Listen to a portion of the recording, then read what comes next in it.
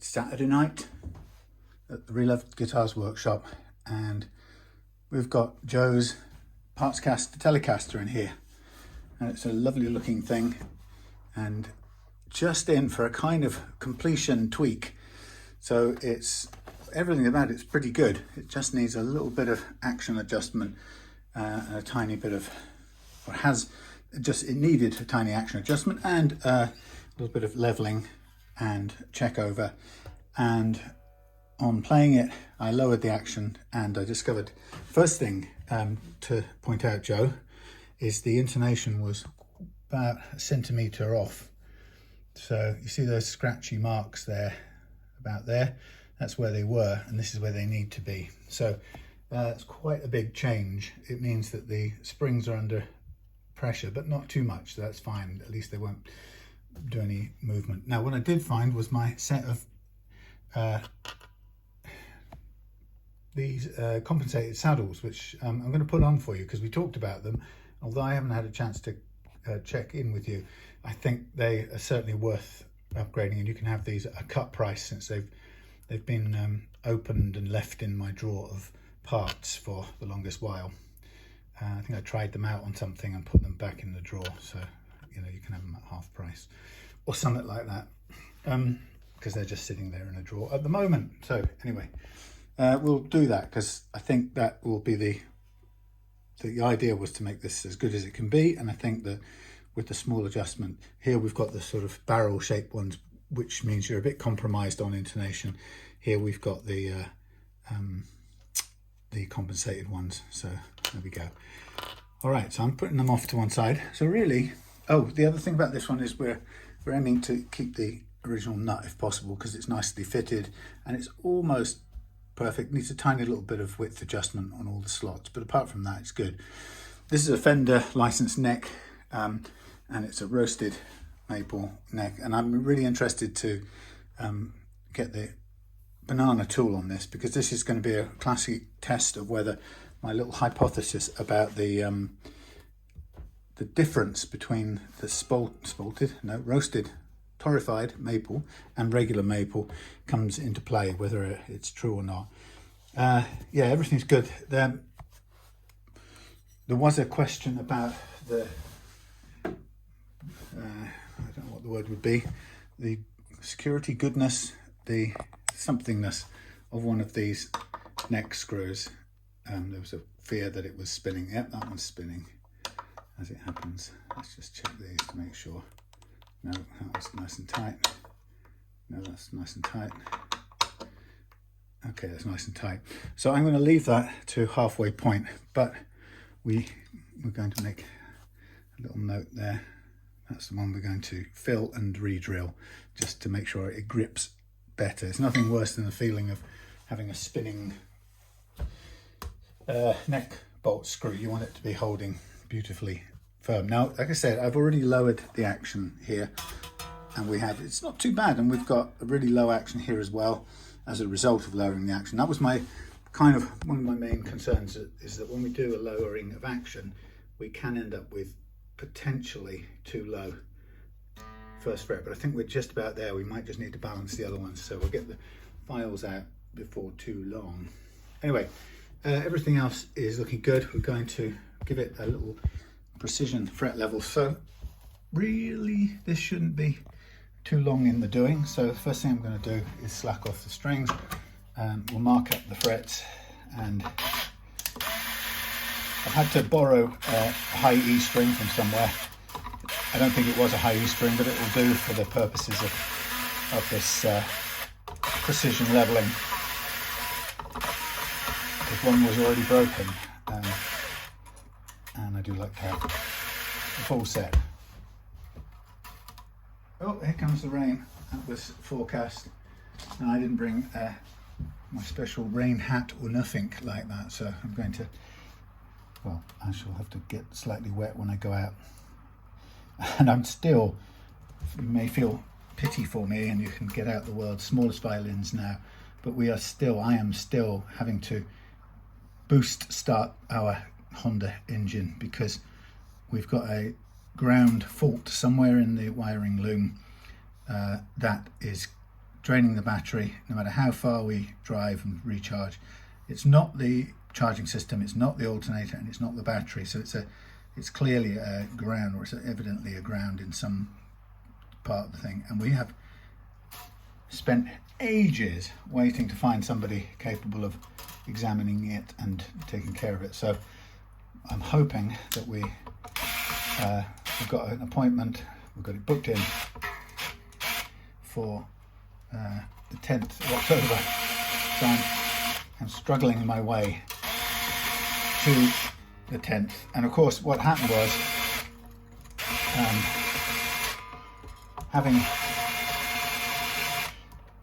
having bought one of those very effective little bump charger things, booster packs. I mean, they really are excellent, I've got to say.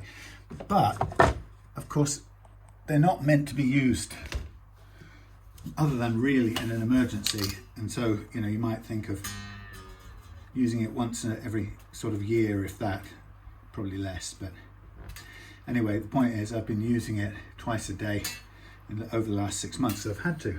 We just cannot find somebody who has the skill and the confidence to find this drain. We can't afford to buy another car. So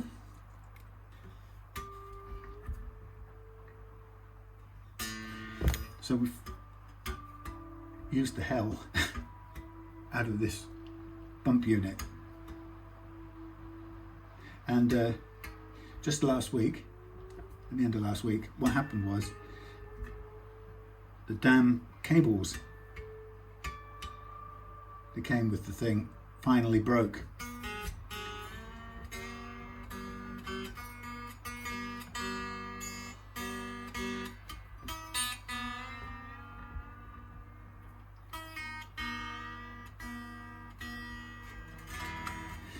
Yeah, they broke because they're really cheaply made. And the pack itself is actually very good, which is quite good for using. You can use it as a torch in the car, emergency torch. You can charge phones off it. It did cost 50 quid, but it kept us going for 6 months of driving.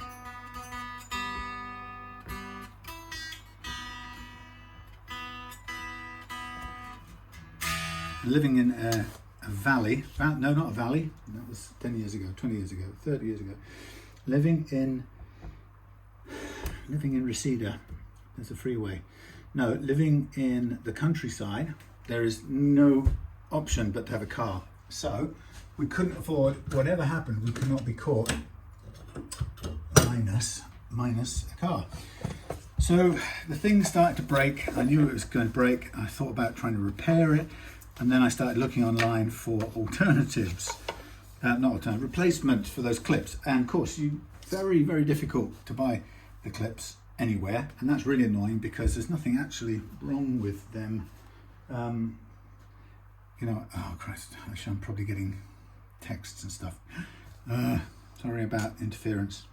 Yeah, you know, it's that horrible sort of throwaway culture. You know, the basic unit itself is perfectly good and functioning and should run for years, but the stupid, cheap, nasty components used to attach the wires. So anyway, I bought what I thought, I looked around as far as I could find, it has to have this little smart unit built into it. And I didn't notice that on the actual unit there's the positive and the negative, and there's also a little an extra earth that goes somewhere else, and I'm not quite sure. It's a surge protection device. Anyway, the point is, so I bought these things and they were no good. So at that point, the thing was about to break completely, and I just thought, I've got to order another one. So I ordered another one, same sort of money, a bit more in fact. And the reason I ordered this particular one that was a bit more is even though we were only about a week away from getting it to the electronics expert to do the fix, I bought the slightly more expensive one, because if we were going to get left with one, I thought we might as well be left with one which has a pump attachment on it for doing the wheels. So I thought, why not? Okay, right. So this is interesting. So I'll come back to this, I'll finish the story. Anyway, so I bought this other one, and the day I bought it, the other one fell apart. Well, I had the other one in my hand, so armed with the other one in my hand, I felt confident to take the first leads apart. The thing had basically, where the wire comes through the little housing, it had just scraped away on the sharp housing, very stupidly designed. No rubber, no cushioning, and it just started to break, and then it had shorted and burned, or it had arced across and burned. And so it has given up the ghost. So I managed to blow torch this massive blob of solder off there and blow torch on the cut off, trimmed back, solder loaded bit of wire, and I got that going. So now I've got two units, one with the repaired thing, which I'm using now, and I put the good clips off to one side in case, so we can have them there for emergencies in the car, which is what they're supposed to be for. Anyway, so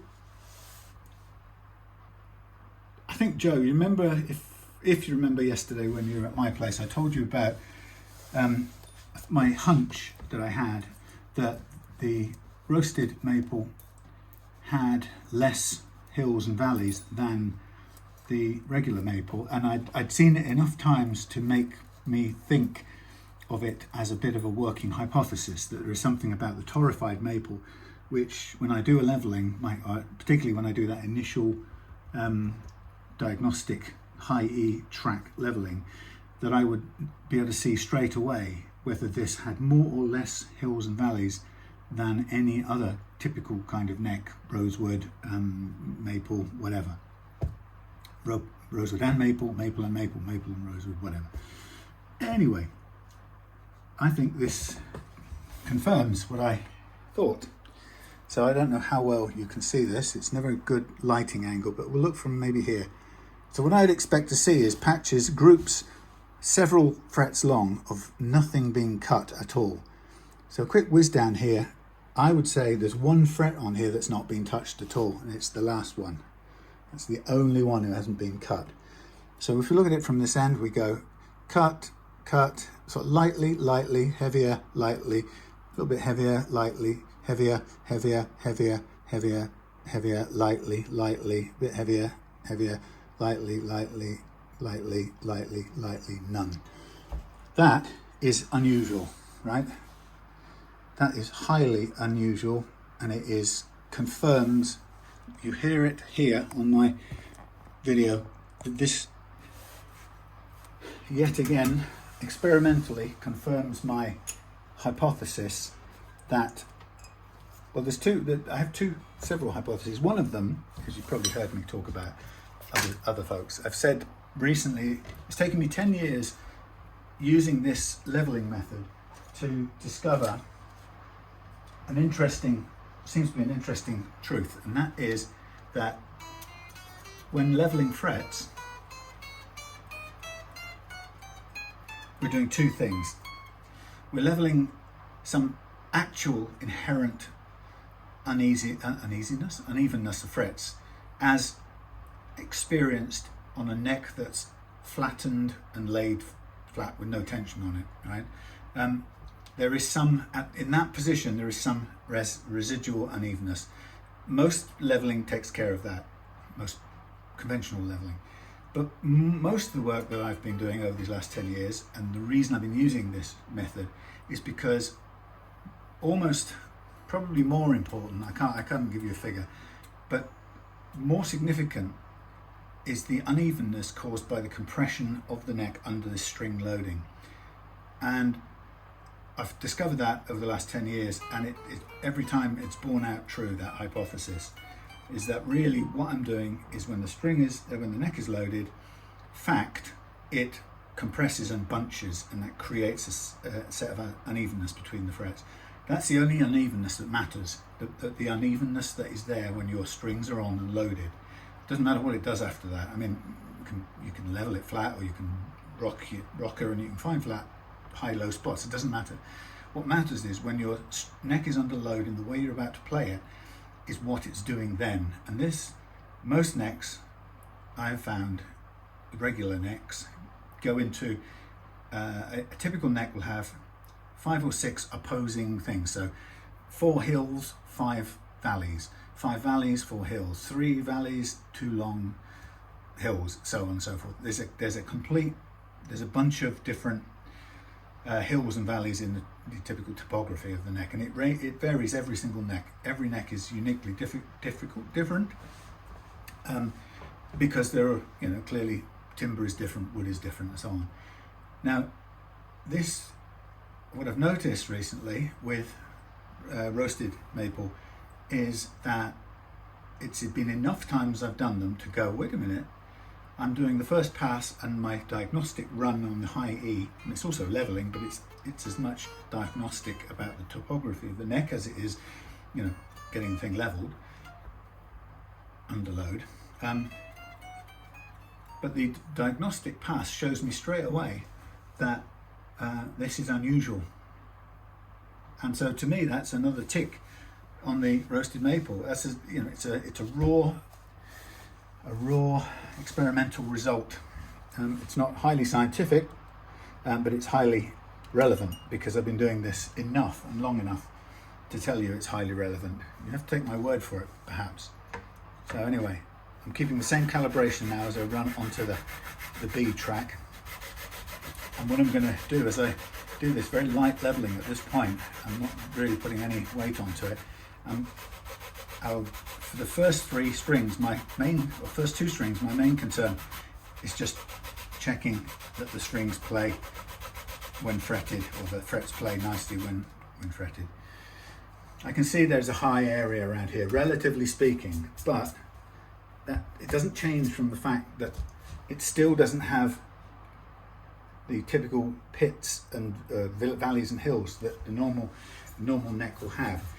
This is just showing me there's a slightly higher spot here and there's a slightly lower spot, relatively speaking, now on 5, but the rest of them, and the last fret again. So 5, last time it was kind of, well, nothing much, but there was a bit.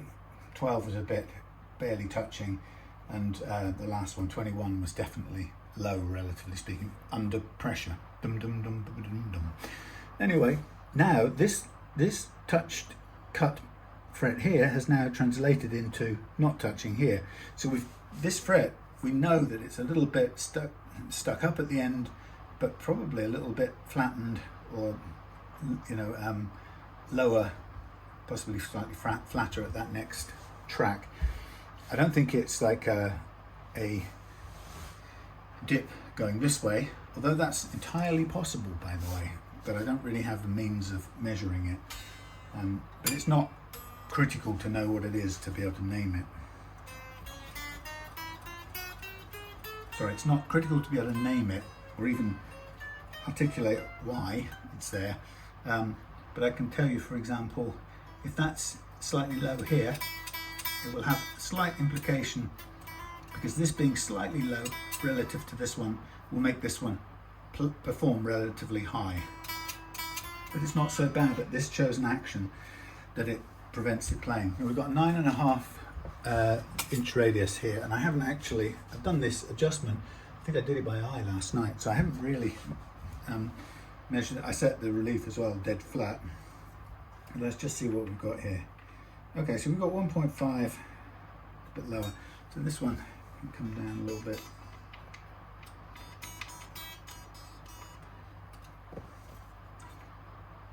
Yeah, 1.25. That's the line.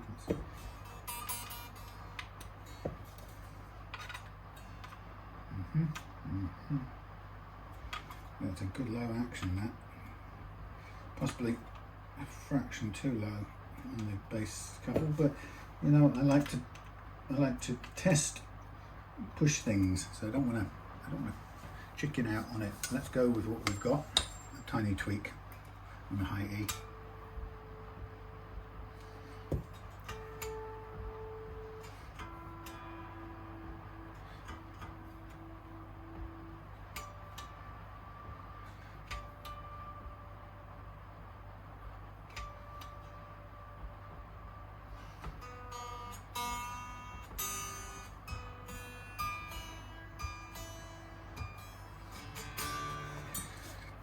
Okay, now at the B track, what we really want to be doing is obviously checking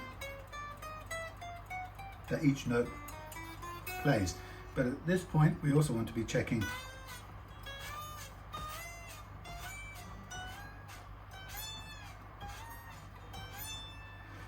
that the bends play. Now on this 15th fret bend on the high E, it's choking out when it gets across here, the 17th, choking out by the 17th on the G.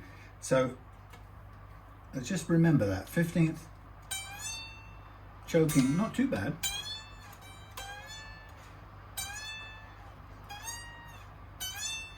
Sort of squelchy, I'd call that, right? So high E, 15, squelchy, bending up to the 17th on the G. Remember that? No, I better write it down because I can't remember. High E, 15th, bending up to 17th on G is choky. Right, now we're going to recalibrate just that side of the G this time, because we used the first one for both the E and the B, because we can't if I'm going north of the string, I can't calibrate it north of the E, because the little thingies will fall off. That's just a small limitation. So I'm north of the G to calibrate for the G track. And here we go, and that's actually still spot on. So we have the right curvature in the tool, the banana as I call her. Nice suitable colour, banana coloured guitar. Now I'm going to do the G track again, fairly light now. I'm not really doing much pressing, I'm just letting the weight of the banana tool do the levelling. And what I'm interested in is, once I've done this bit of levelling, is to then double check the bends. And so I know that there's a slight choke out up there, and that if we kind of focus on up there, then we'll stand a good chance of clearing it up. Now I can see on the G track there's a bit more high fretting going on here, so that kind of explains things. I can see that because the dust is a little bit more. Now what I'm looking for now is at the chosen action I've set. Look at that.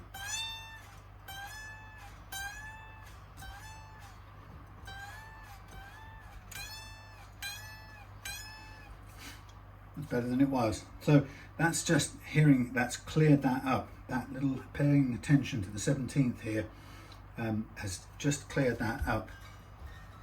And again, we also need to pay attention that everything else plays.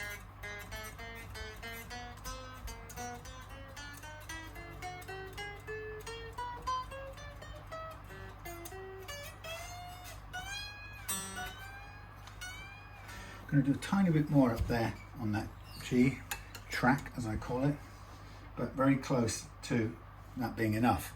Now how do you know that? Well, partly it's by listening to the freeing up of the notes that you're aiming to free up, but the other part of it is based on experience and a bit of intuition and instinct thrown in. It's one of the things you can't really get without putting the time in with this method, and that's, like anything, it rewards you with the time spent working it. Okay, so I'm now happy with that. I'm not even going to check it. Now we're on to the D.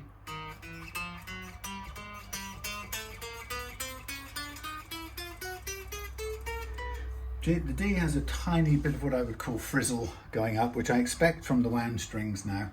I expect them to be doing some what I call fret slapping, and it's combined with a flat neck and a very low action. We are absolutely expecting the wound strings to protest by clipping the what do you call it, that thing, clipping the frets as they spin, because they're going to spin more because they're thicker and different composition, construction. So I'm now thinking in my head, while I'm doing this leveling, I'm doing it very lightly, because what I'm really thinking about doing is I'm thinking about, I want to envisage the smooth curve of this tool, which I've calibrated to approximate this curve on here. I want the smooth curve on this tool to sit down on top of the slightly bumpy curve that exists on this neck. So while it's describing generally a sort of overall a certain curve, in reality it's a little bit bumpy because of this compression thing. And so what I'm trying to do is, at this point I'm thinking about allowing the banana tool to impose its more perfect curve onto the neck's less than perfect curve. And again, we see we've got quite a high spot up here and a high spot down there, which is interesting, relatively. But again, it's relative because it's very little compared to most necks that I work on. So it's very, very good.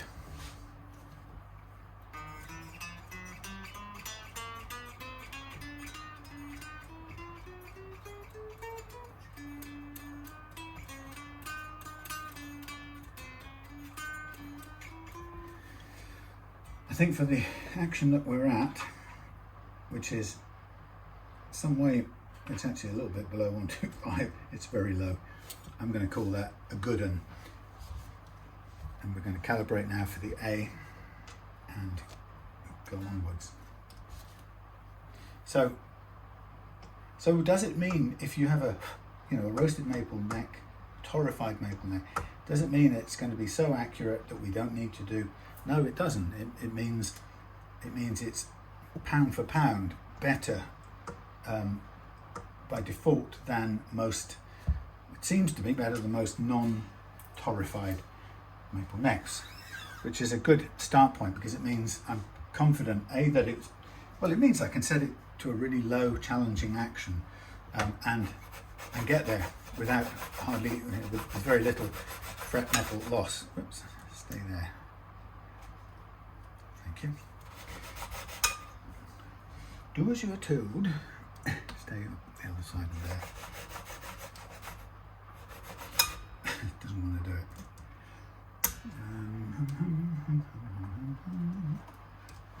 No, I can't. I don't want to. I'll just have to move it the other side. Will you stay up there? No. I'll probably get to stay there if I just. That's it. Yeah, so it's this is a really good example of a Telecaster being dead flat, set dead flat, very low action, and relatively little leveling work needed to make it play extremely well. So I'm very impressed by it. And some people have this thing about, well, I would have played that straight out of the box and everything would have been fine. Well, that's true. That it's absolutely true. You could have, and it's not a bad action. But Joe brought it to me because he wants it to play that little bit better.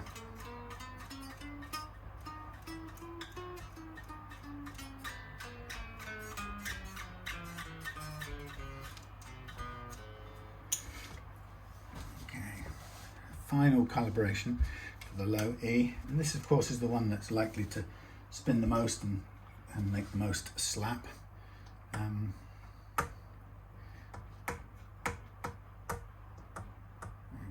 where are we? Okay, that beam has flattened out a tiny bit.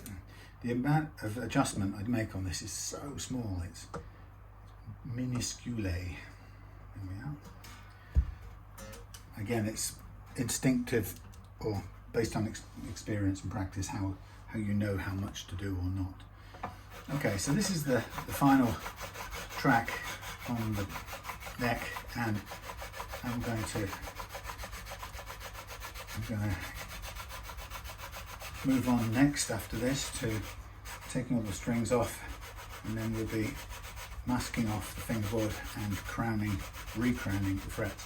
At the moment, I don't have any sandpaper prepared for the sanding out and polishing the frets part of the deal, but that's okay. I probably can do that on or off camera. So you can see a bit of dust kicking up there. It's just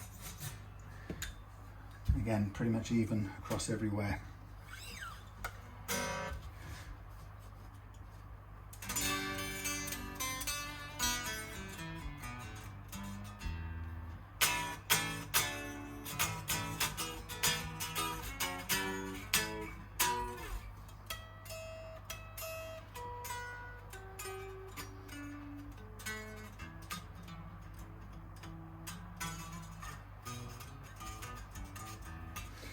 That's a little clattery there, but again, it's not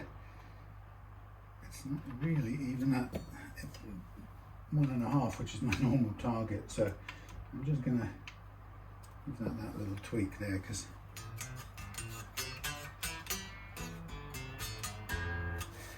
yeah, I don't want to go any further than that. That's absolutely fine. I was being extremely challenging in the setting that I put on there.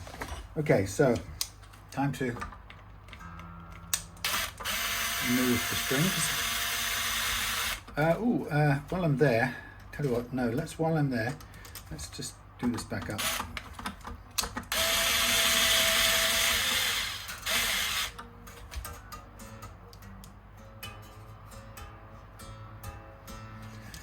Let's just measure the string spacing over the first fret.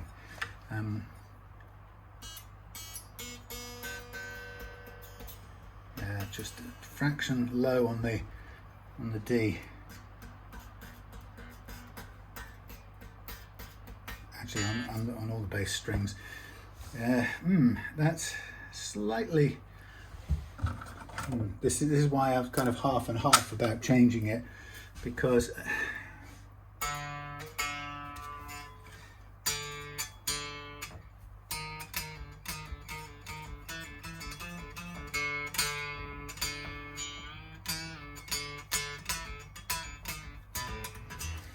well, you don't have to change it, you see, it works, but it's uneven, and that's not too important. But let's just see what this this D1 comes out as.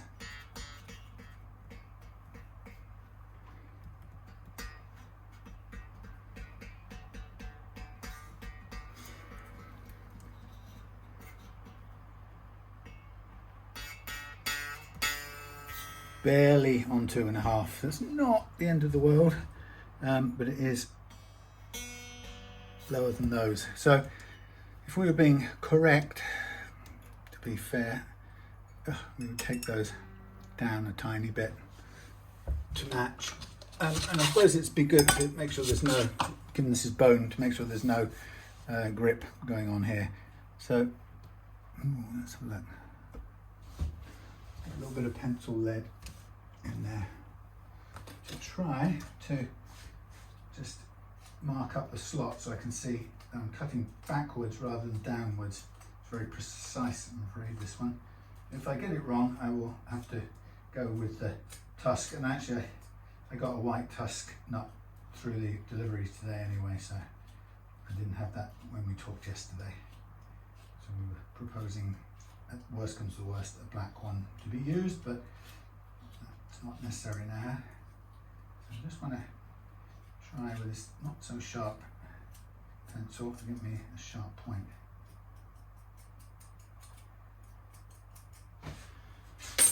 Thank you. Thank you.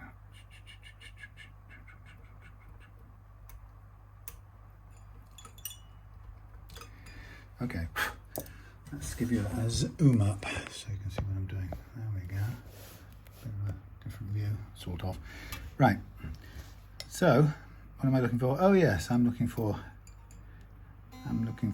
the G first, aren't I? Because this one's a bit difficult to get out of the way. Oh, we can do it. So G. So I'm concentrating as much as possible on the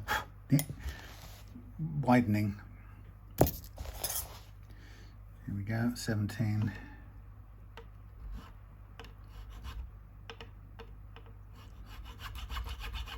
That's quite good. Gives me a good chance to widen the slot a bit.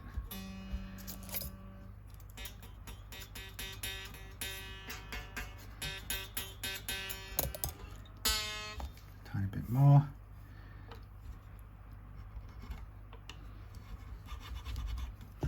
very difficult to get so precise with these nut files. They're not my favorite things in the world. Sometimes I use this, and my ebook actually shows how to do your slots with this kind of file, because it actually feels more controllable in my book, and you can sort of do a lot of heavy lifting with this one, but the way I look at it is, if you get to the action you want, close to the action you want, then you can always round out the bottom of the slot with your Hosco file type of thing. Right, I mean, we're getting as close as anyone would ever like to go.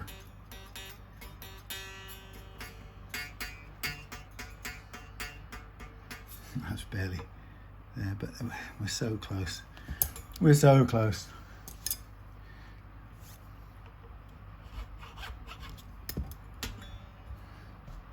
I can see it just by eye that it's on the mark. Right, same as the D.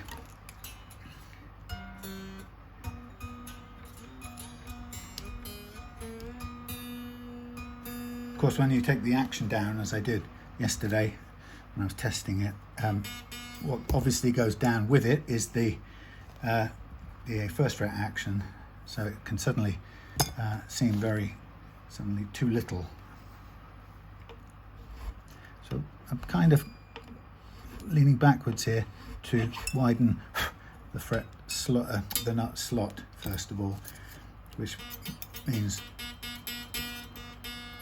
we won't get any pinging, and then once we're there we can sort of lean forward a tiny bit to concentrate on getting the correct height, which is very nearly there.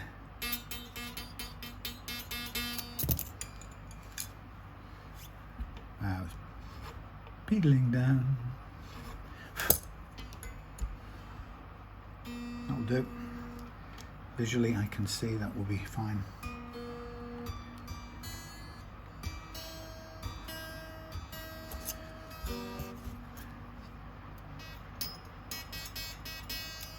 Tiny bit here. Again, more for the sake of a tiny adjustment on the first fret action height, but in many ways just more about cleaning the width out to ensure there's plenty of free, or it runs freely. That's so close, I think I'll leave that where it is. And I think for the other strings we're good. I'm not going to touch them. So there we have, no, actually I won't touch them unless I detect any grabbing or detuning on the low ones, but I don't think they will do.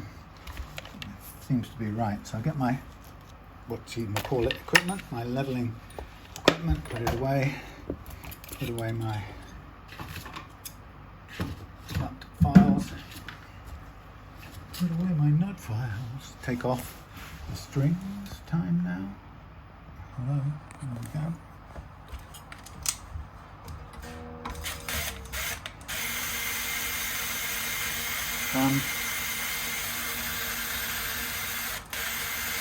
Naughty boy. You tied a little knot in them. I hate that. Personally, it just makes life hard for me. But I know it doesn't really cause any big problems for you. Just not so simple for me. Now, I'm interested in these. Shall we? Where do these balance? These are pretty well balanced. It's going to require quite a bit of undoing to get this off. That's a better way to do it with. So I'm going to put these on as I go. Well, I was going to say while the strings are still on. It doesn't really make a lot of sense because they aren't still on. So it might be good to test them out. Okay, there goes the first one. Let's move that out of the way. Put this one on. These are also nicely worn, as in they've just sat unused in a drawer and tarnished a little bit, so they don't look brand new, which is quite a nice touch. Okay, so here we are. I'm going to go back to the same position because I think it should be exactly in the same place. Now that'll be in the centre of that, so this has to be back from the centre of that to about here. So I could, for the sake of while I'm here, just to make sure everything lines up and works, I'm going to do these back up.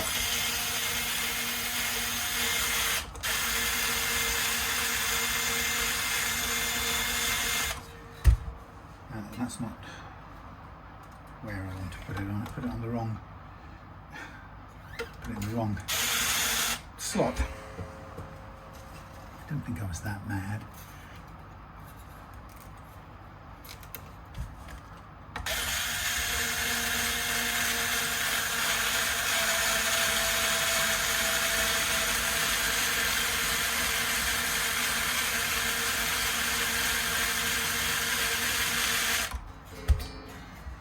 Okay.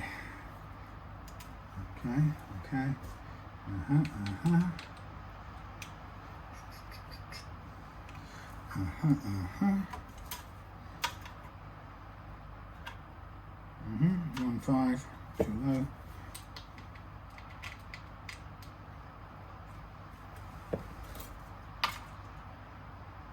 Too low.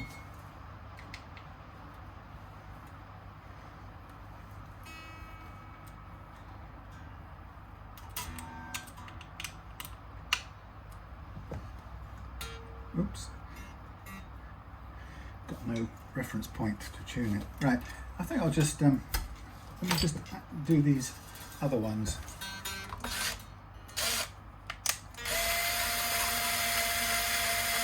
Do these other ones just so I can see them all together. Ow, stabbed. It's always the way. Yeah. Look, I mean, the good thing about these type of, they have got a slot in the barrel, but the fact that they're compromised for intonation is the downside of them, unfortunately. These are rather long screws compared to what's actually necessary on these.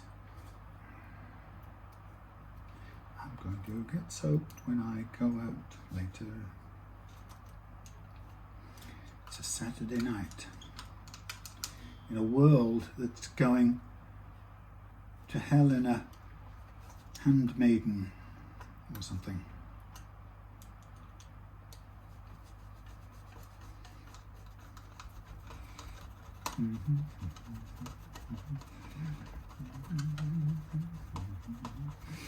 And where do you start to even consider any of that? What a crazy situation we're in. One of the things that I've been noticing, okay, let's get this to where it should be. That's there, that's there. Okay. Yeah, one of the things I've been noticing, this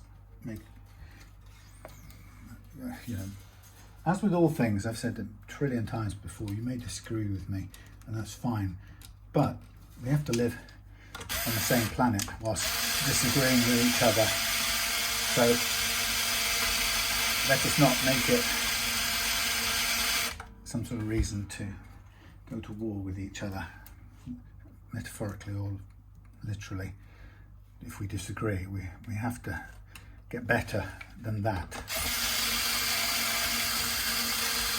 I mean, and that, that's the funny, that's ultimately the funniest, saddest of all things, isn't it? That we are incapable, if we can't work together, or if we can't coexist with differing beliefs, then we are in trouble. We are knackered. Because that's sort of where we're at the moment, worldwide. Ultimately, it comes down to a difference in viewpoints. There's no other.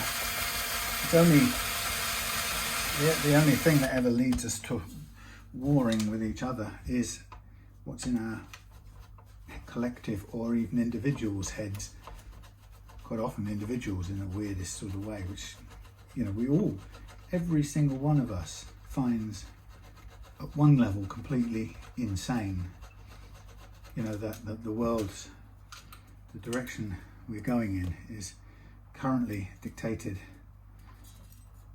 mostly by some thoughts in one person's head, or that originate in one person's head, that they've managed to hook into similar thoughts in someone else's head, but usually in such a way as to amplify them and make them, you know, think that it was their thoughts from the outset. Or, no, this one's a little bit, what's wrong with this? That's what we need to run it through. Yeah, so this weirdness of it all being down to just this whole country, the whole world at war, because somebody's brain cells behave differently, or firing off, the neurons are firing off different thought patterns to someone else's, and then that becomes the grounds for threatening everybody on the planet's life and all the wildlife and animals that live here as well. That's, everybody who thinks about that thinks it's insane. And then somehow we, I don't know, we say to ourselves, well, that's just, God, there's nothing I can do about it, it's just how it is, I'm afraid. And then on we go and get sucked into the consequences of those bizarre stories and brain patterns.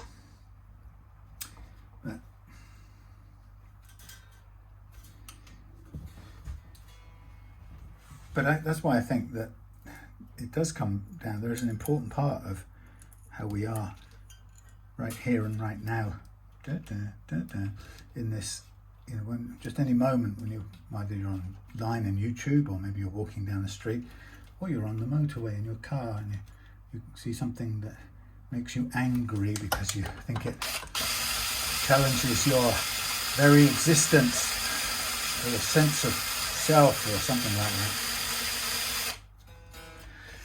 And that's what we've got, this inability to recognize that we all have to live on the same planet, and we have to somehow accommodate those who think differently from us, or else we're doomed. And there are some sort of basics in it, you know, I guess, that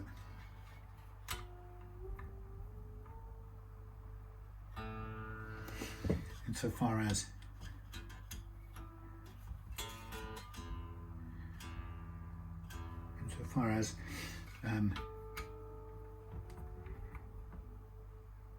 if somebody refuses to accept somebody else's perspective to the point that they decide to destroy them or threaten them, use it as a reason to attack and wipe them out, then we have to sort of take action against that. That can't be left to be acceptable.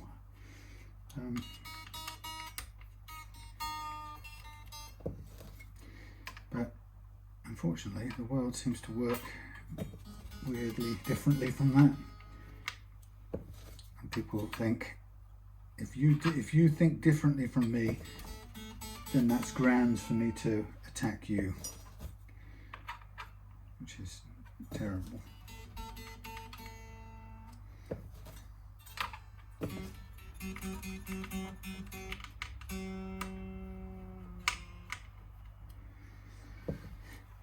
a better fitting hex key thing. Yeah, but you know, and the funny part for me is that we don't have to go to extremes to figure out what's wrong, you know, what the malaise is. We only have to kind of look at how we relate let's say, on here to each other.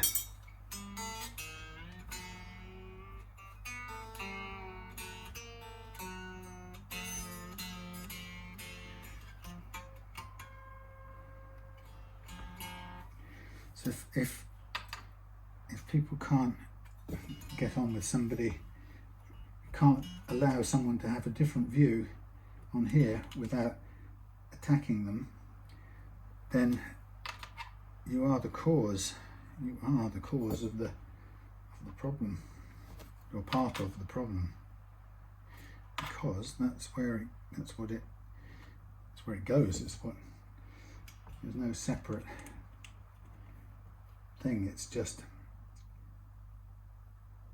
if you can't coexist with somebody, whether it's in a forum, and that means coexist peacefully and constructively without losing your temper.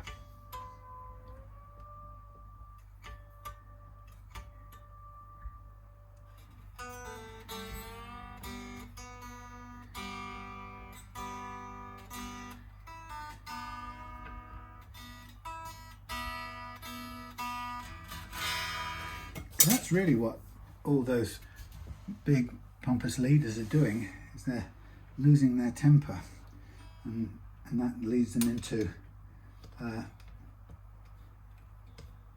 declaring war or striking out, lashing out at each other, which is nuts.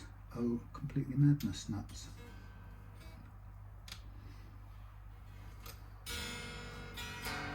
Okay, so that fits there. What I just want to do while I'm at it is let's just check the intonation.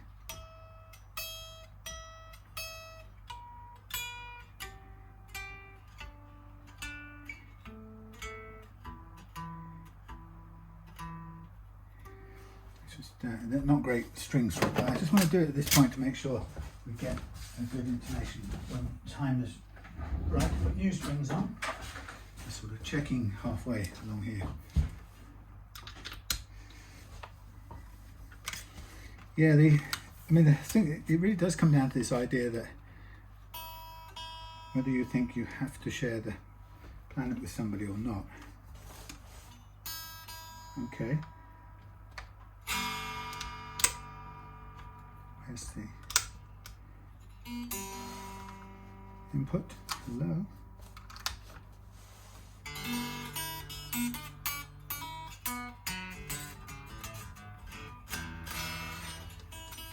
Now, I haven't done anything to this. I played it last night.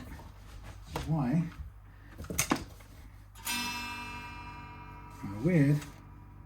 Could it have frozen? That's peculiar. Doesn't like that jack, maybe. Maybe it doesn't like going into that electro socket. I have a feeling it didn't like it. Perhaps not a good.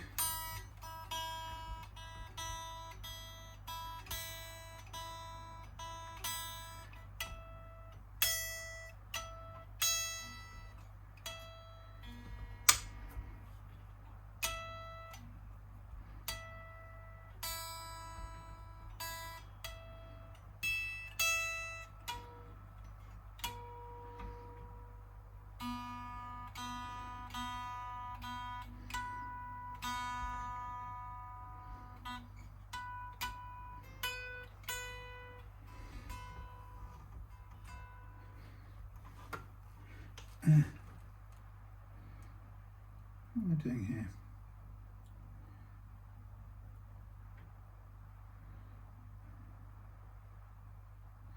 This one of these is on upside down. That's oh, heavens above. Let me just check this, because I think either that or I'm going crazy. That goes round.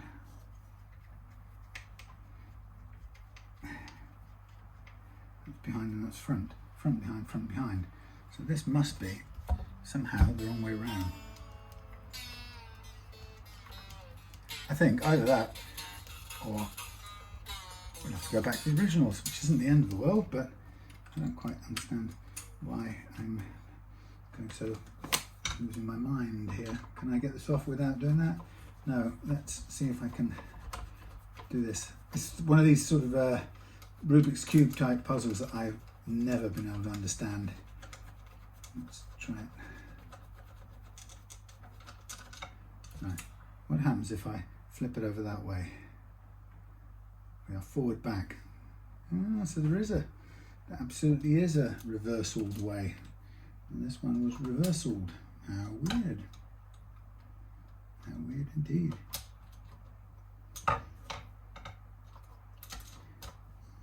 Or it's back to front way.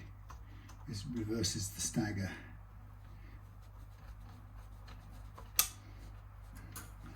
Under there. Yes, that whole weird front back. No, hang on, I'm losing my mind. That doesn't work. Front and back, front and back, front and back, front and back, front and back. So front and back, back and front. No, that's okay. Something is doing my brain in. Front and back. No. Oh, we'll have to revert to the original. Sorry about this. This is, I can't make this work. This has got to be front and back. There's no other way around it. So, can this be?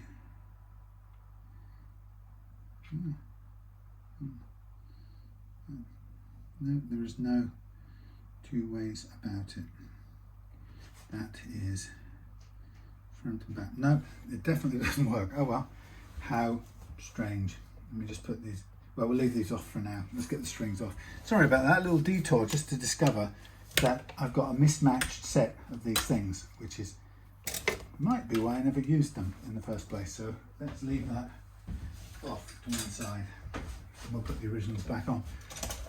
Because that set ain't no good for anybody.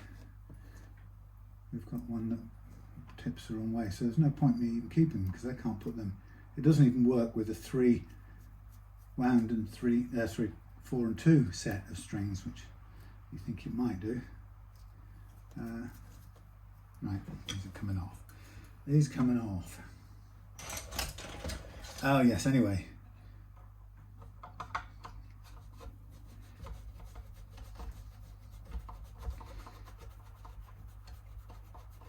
I mean, it's completely obvious to me that in a world with different takes and points of view about notions about reality, that the first thing that's brutally obvious is that so-called multiculturalism cannot work. And I don't mishear me on that.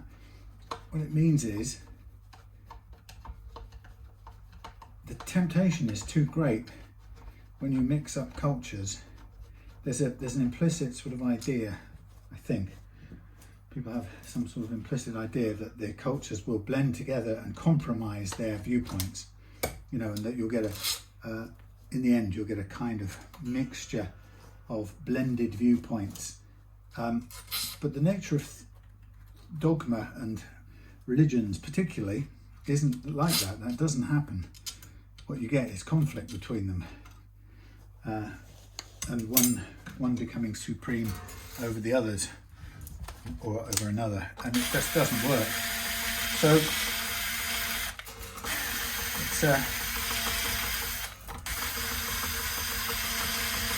we've got a, if we want to live with those differing points of view, then we can only do it if there is a higher principle above the sort of individual belief systems, right? And that higher principle has to be a kind of, well, I guess it would have been thought of as the UN at one point in time, or the League of Nations, or whatever.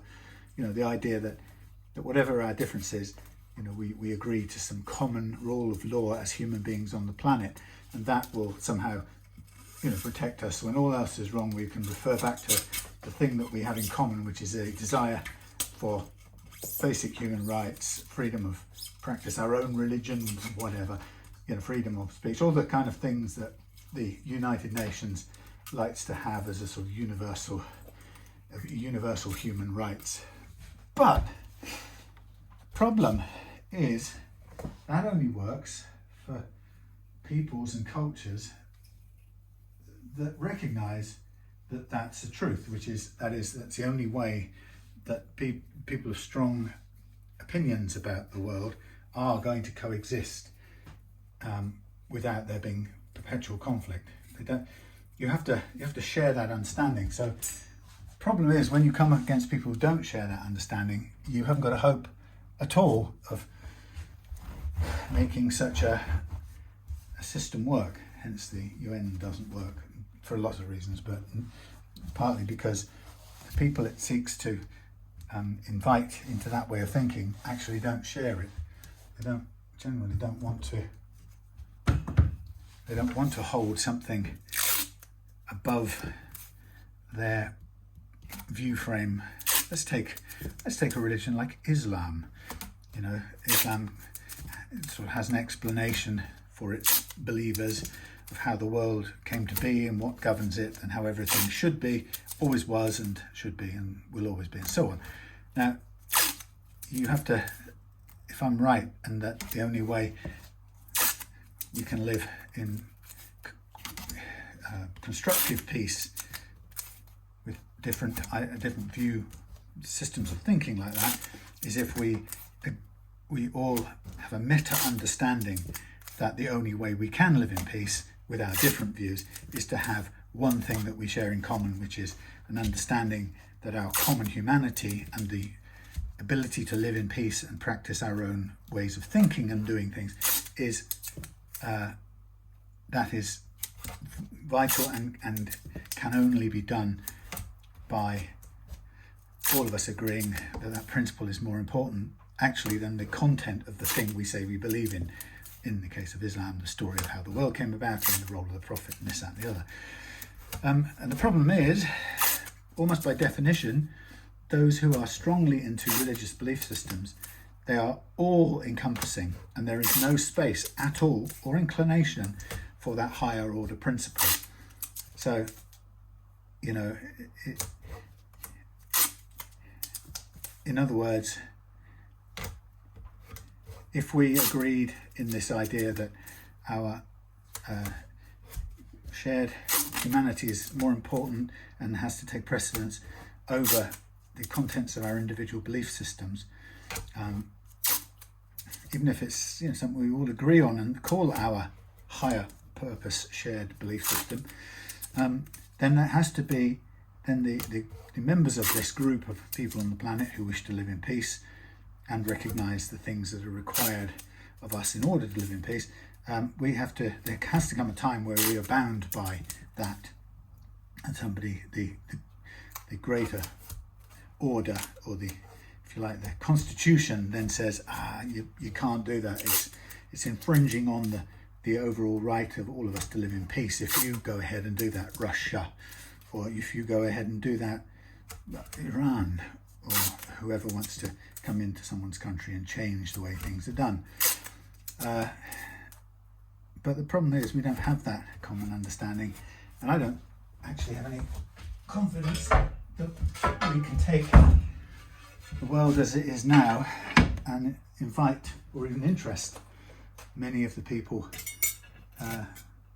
lots of the people out there who have these strong, very dynamic, passionate, rigid belief systems, and interest them in any way to subsume those or put them along, subsume them ultimately for a shared belief system that will keep us all safe together.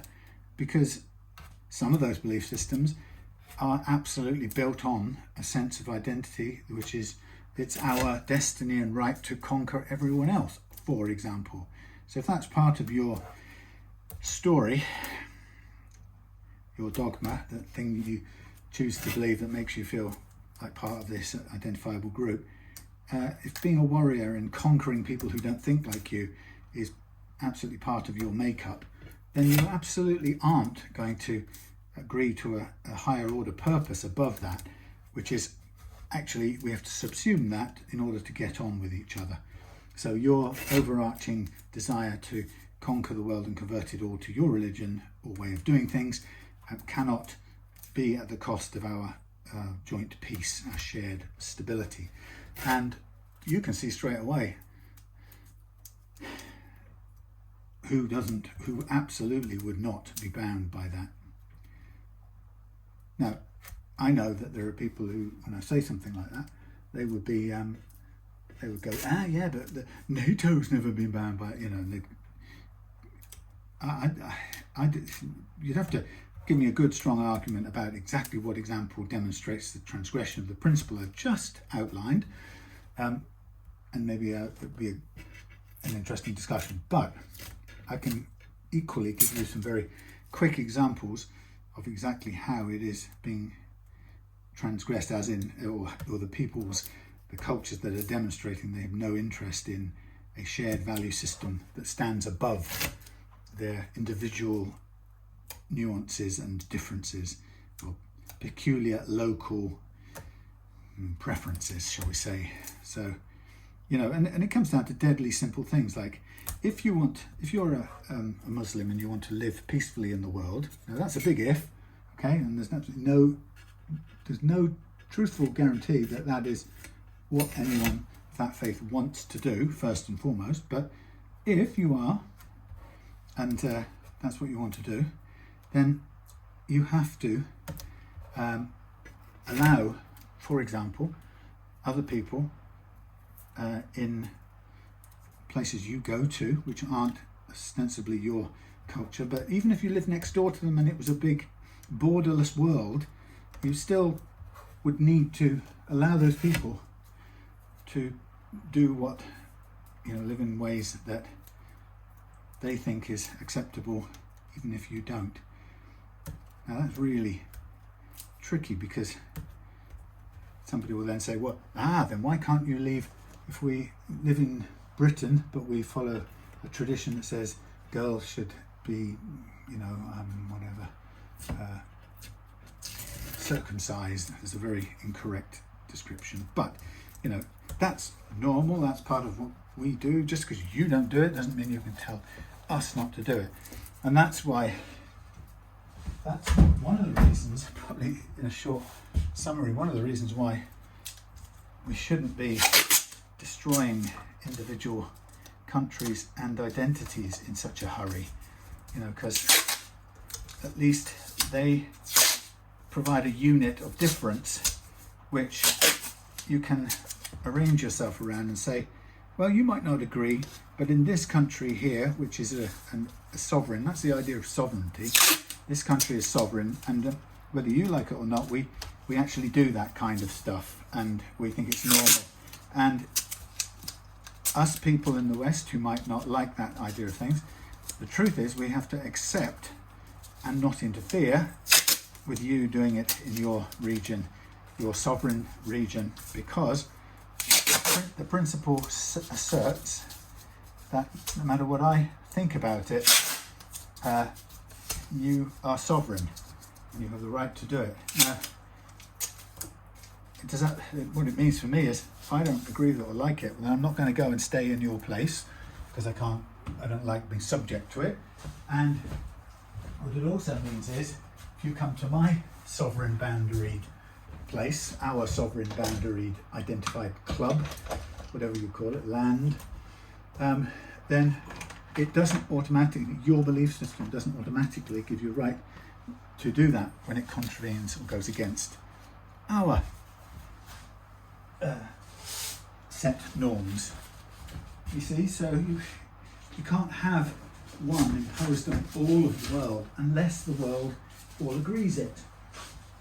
And that's why it can't be anyone's existing thing that you make people agree. You have to be the only way all of us can share an agreement is that we come to it we come to it as an agreement, and then particularly an understanding that that's what we've got to do in order to continue to coexist peacefully. And so the desire to do so has to trump the desire to impose or to change the world to your way of looking at things. Now you could say, well, that's your way of looking at things. Why would you? I'm not saying I'm entitled to impose it on you. I'm just saying that's my view. But if we don't do that, then we don't stand a chance of peaceful coexistence, and we certainly don't stand a chance of that imagined cultural integration. It's never, even in so-called peaceful, secular West, all that will happen is we will have a conflict to decide the matter. It's heading inexorably towards a conflict because there is no mechanism that puts our shared humanity and therein our shared right, our individual rights, not to be forced to follow some other religion that we don't choose, not to be compelled, or any religion. In my case, I don't want any, thank you. But the only way we're going to protect my right not to have a religion imposed on me is to have this understanding that my right not to be imposed on by someone else's view about what the world should or shouldn't be doing is my right. It's more important right than yours to speak to a God of your imagining or choosing. So for the moment we seem to have just lost any appetite for that higher order thing. And also the biggest, a really dangerous thing, and people think about this, about disliking different people or hating foreigners or whatever, and it's very easy to write off, but it's the heart of the concern about immigration, and that is not that different people are coming, actually it's that different people are coming into a country that has given up asserting the limits to how much it will change under duress. And that's the important aspect of it as far as I'm concerned. I didn't expect to get that rant, but I find it not rant, that reflection. I find it very difficult to come along and do guitar work. It's my thing to do it on video, but I find it difficult to pretend to just talk about light-hearted subjects when we are in the place we're at. And I think it's one of the huge problems that we're facing right now is, and YouTube and its concerns about advertiser friendliness, its lack of appetite for its fearfulness of difficult subjects, inverted commas, difficult, its desire to run away from controversial subjects that might upset people's feelings. That's all part of it. We've got no appetite to look reality in the face at the moment. The reality is that we're heading for conflict everywhere, and it's only really a matter of where's it going to catch fire first. Is it going to be sort of along religious lines, as for want of anything else in this country? Is it going to be along, I would hate it to be, but is it going to be along skin colour lines? If people can't identify or align around an idea about different ideologies, then sometimes it gets cartoonized and simplified, and turned into a thuggish rejection of everything that's different, and everybody suffers. We seem to have just lost the ability to think with any intelligence about what's really going on. But I think for me that you lose the ability to think constructively or intelligently about problems when you lose the ability to talk about them openly and without fear of being attacked, or without fear of unrest or violence or personal attack, or being branded as one thing or another. So, and people on certain angles of society will argue that's the right way to do it. They'll argue all day and all night, but you shouldn't be allowed to talk about immigration at all in any negative sense. And well, we'll see the consequences of not being able to do that, I'm afraid. But anyway, yeah, so I just find it really, really difficult to I mean, it's like when it's not just you guys here who watch my videos, and I know plenty of people don't like what I say. I can trigger people, and some people get cheesed off.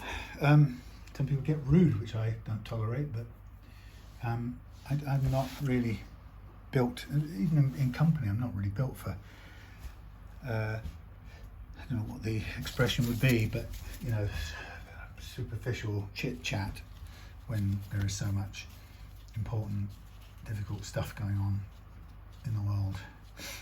But that's me. Anyway, what I'm going to do now is I'm going to sand out the frets. So we're going to put back on the original barrels, since my set won't work on this, and I've got to put them in the bin or something because they aren't really any use to me. I might be able to buy one of them somewhere, but I don't quite know how I ended up with the wrong ones like that. But anyway, so some people hate the fact that I do guitars and talk about my take on stuff. I get tired of talking about guitars. With respect, I've done this several thousands of times in the last few years. I couldn't begin to imagine how many times I've done this, and I've explained what I'm doing a similar number of thousands of times. And I try to include informative stuff as I'm going along. But the camera's running, and short of keeping completely silent, I just then like to talk about stuff, whatever's going on. So this is probably a bit noisy, so normally I would go off camera for this part, but since we're here, I'll just continue to do this. So I'm now basically polishing out the leveled crown fret. Oops, that's coming away there. Yeah, so that's what happens with me. I just, if you genuinely felt that we are at a incredibly critical turning point in human history, and I don't mean like in some big biblical way. I think we are in extraordinarily dangerous waters at the moment, and if you felt the same way, then you would find it as difficult then as I do to make small talk, because I don't know if there's going to be a tomorrow at this rate. Sometimes when you say something like that, people will look at you or respond to you as if you are hysterical and ridiculous.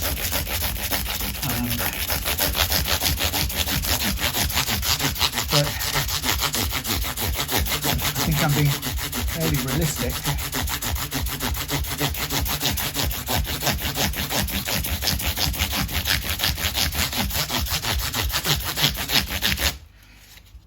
And so if you thought we're sort of always teetering around the brink of could be several simultaneous conflicts, which would drag us into a pretty much life existence-threatening situation. Then it's I don't know. Small talk just seems a bit nuts, really. doesn't mean I can't be happy and find joy in doing this. I still do. It means that quite a bit of my day is spent looking at and finding out about, or thinking about world events and where we are at, and where things are going, and what the likelihoods are and aren't, and so on.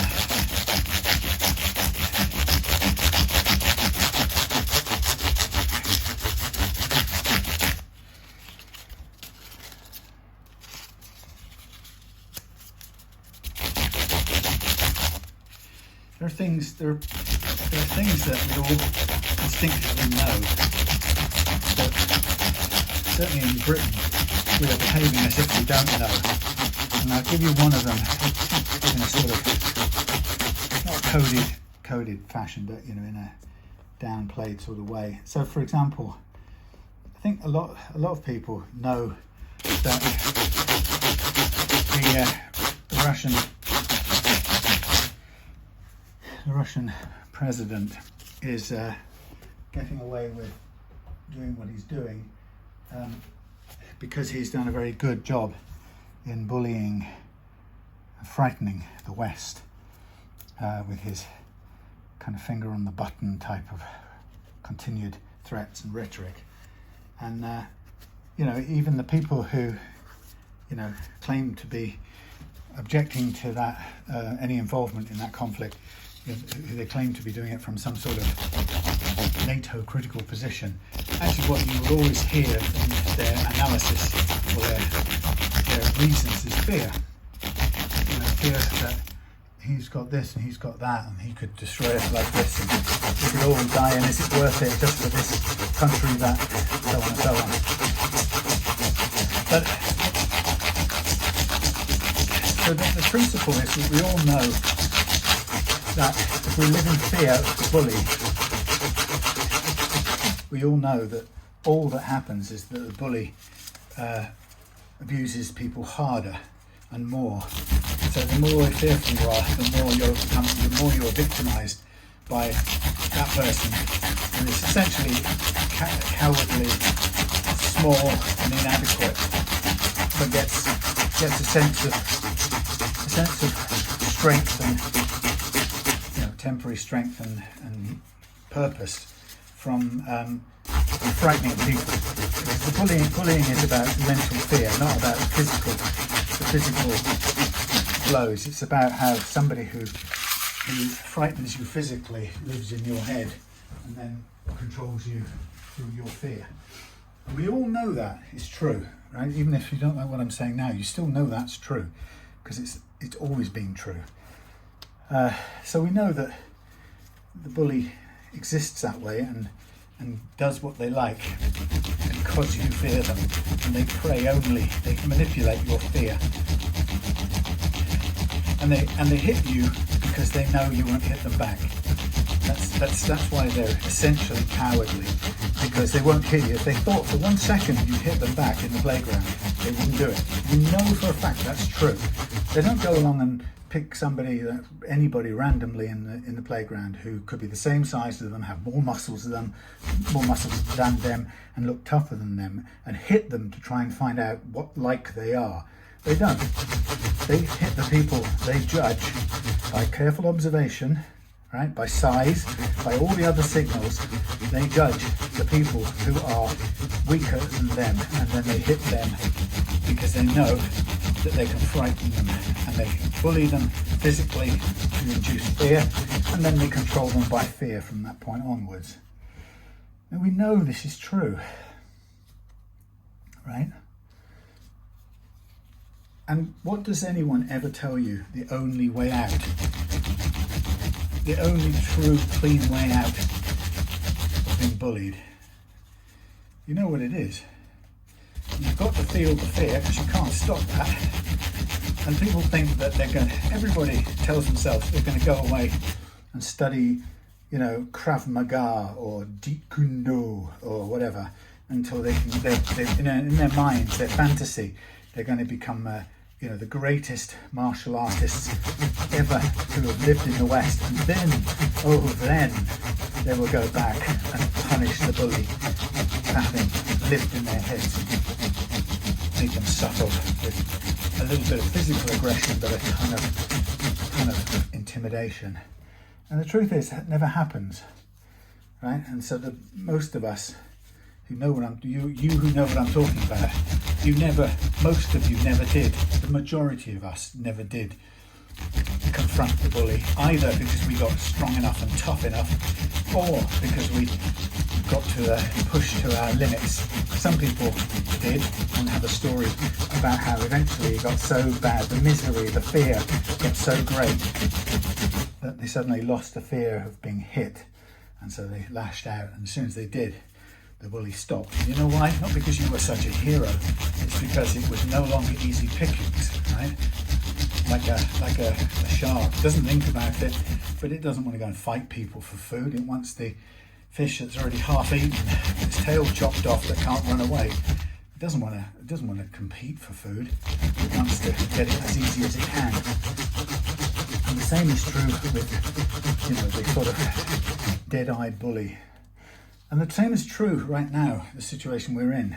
Right? The reason why Putin is doing what he's doing is because he has successfully intimidated the entire playground over the last, he's done it over the last 20 years, and Russia off and on has done it, you know, since the revolution, and then certainly after the Second World War, during and after the Second World War, maybe with a little moment off in the 90s where we stupidly, I wasn't part of the decision making, but the West together decided that, that capitalism had won and that we defeated communism, and suddenly we could all be nice to each other, and they knew that our system was better and more humane and more you know, benign and so on, and so we'd won. And so the West fooled itself that it had won something, you know, that its mentality, its, you know, view frame, worldview had won the day.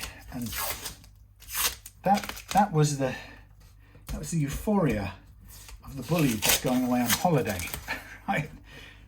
You know, he went away on holiday and we mistook it as our system winning out.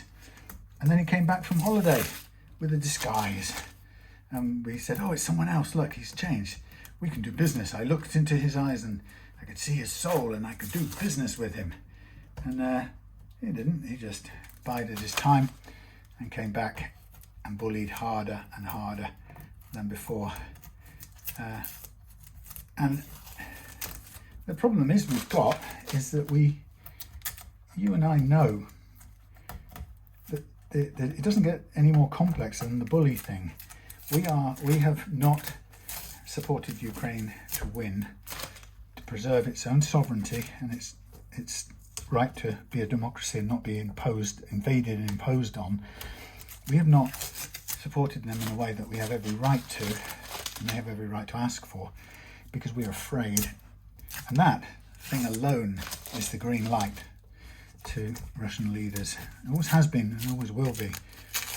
And so the opposite of that, to change that, means that we have to do something that is what somebody always has to do with a bully, is you have to stand up to them.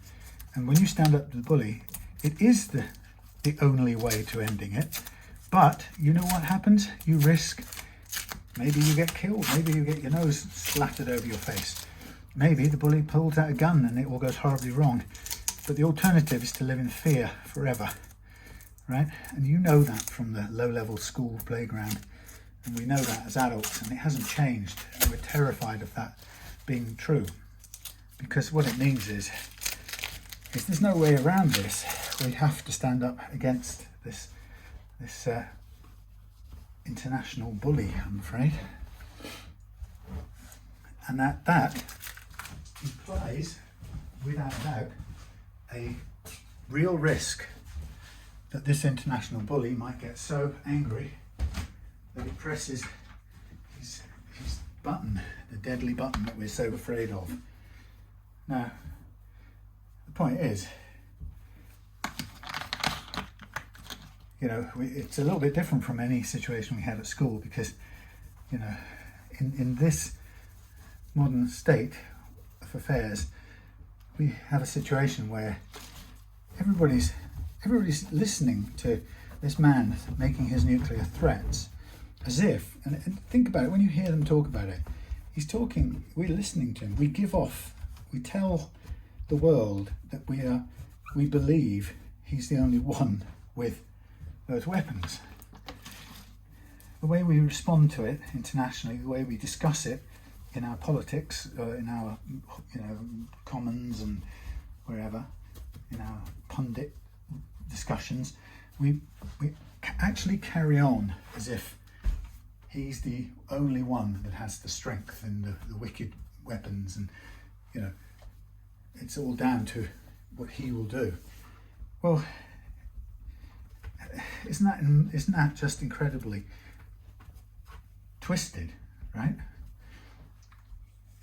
Everybody else has just as much capacity, and the truth is, a use of those weapons would absolutely be, you know, if that's the thing we're afraid of, that this person doing that, well, we already know that we are bound by the nuclear doctrine. If we're under attack, Russia will be struck back, and that's the whole mutually assured destruction idea. So, and yet we've convinced ourselves it's as if he's the only one with those weapons. Can you see how perverted that is in the proper sense of the word? How have we come to allow ourselves to be that distorted? You know, and of course it comes down to that thing of exactly how we came to allow ourselves to be so afraid of the bully who dominates our whole school existence, to the point where some people take their own lives because they're so afraid. Right? We know that. It's that fear and that power, that sense of powerlessness is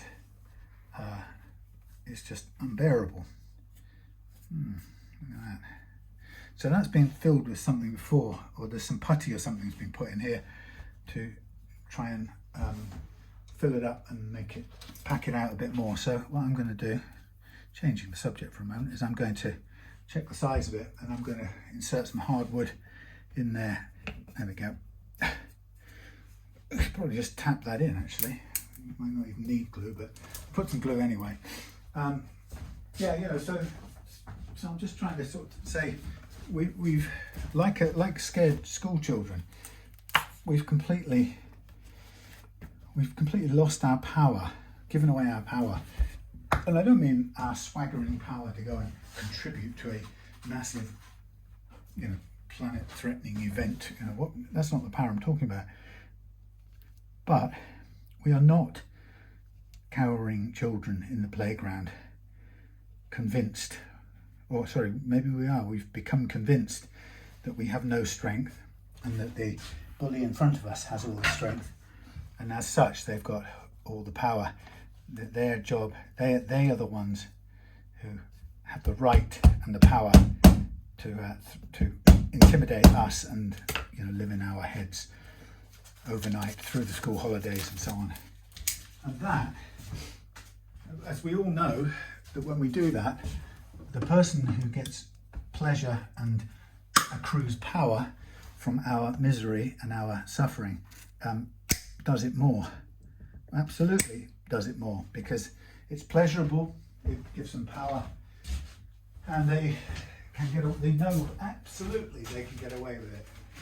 You know, if you think about Vladimir Putin's modus operandi and all of that, he's absolutely proved beyond all need for proof that he absolutely can chip out. Yeah, you see there's a bit of chip out here. Joe, you remember me saying this is much more brittle. You see how that's become chipped out, even from just drilling the original holes. Look at that. So that's your little thing. That's your tip. If you're working with this stuff, roasted stuff, you want to make sure that it doesn't do that. So, I mean, it's not particularly important now, but if you want to stop it from expanding, just kind of round it out a little bit. It doesn't affect the grip or anything, it just kind of stops the edge cracking. Okay, so what I'm going to do for a second is I'm going to put back in the first screws, and then I'm going to re-drill a pilot hole for the last one, which still is in that corner. Yeah, anyway, so the situation we're in is not very different in essence from a school playground situation, and we've absolutely got to, there's only one way out of it, one way to stop it, and that is to stand up, I'm afraid. And it's, if you think about the language we've heard, that's absolutely absent from any of the language we've heard. So it's by miles the last thing anyone's going to say is to do that. We've avoided it with absolute terror. And of course, our enemies, I don't mean enemies just for the sake of it, but the people who are threatening us, clearly, they don't have a problem with that. They read what we are telling them, just as the bully reads what we're telling them in the playground scenario. I'm just getting this drill to the right length to do the pilot hole. We don't want to go too far, and we don't want to go too short. Okay, so I'm going into here now with fresh bit of hole drilling, and then we put this in.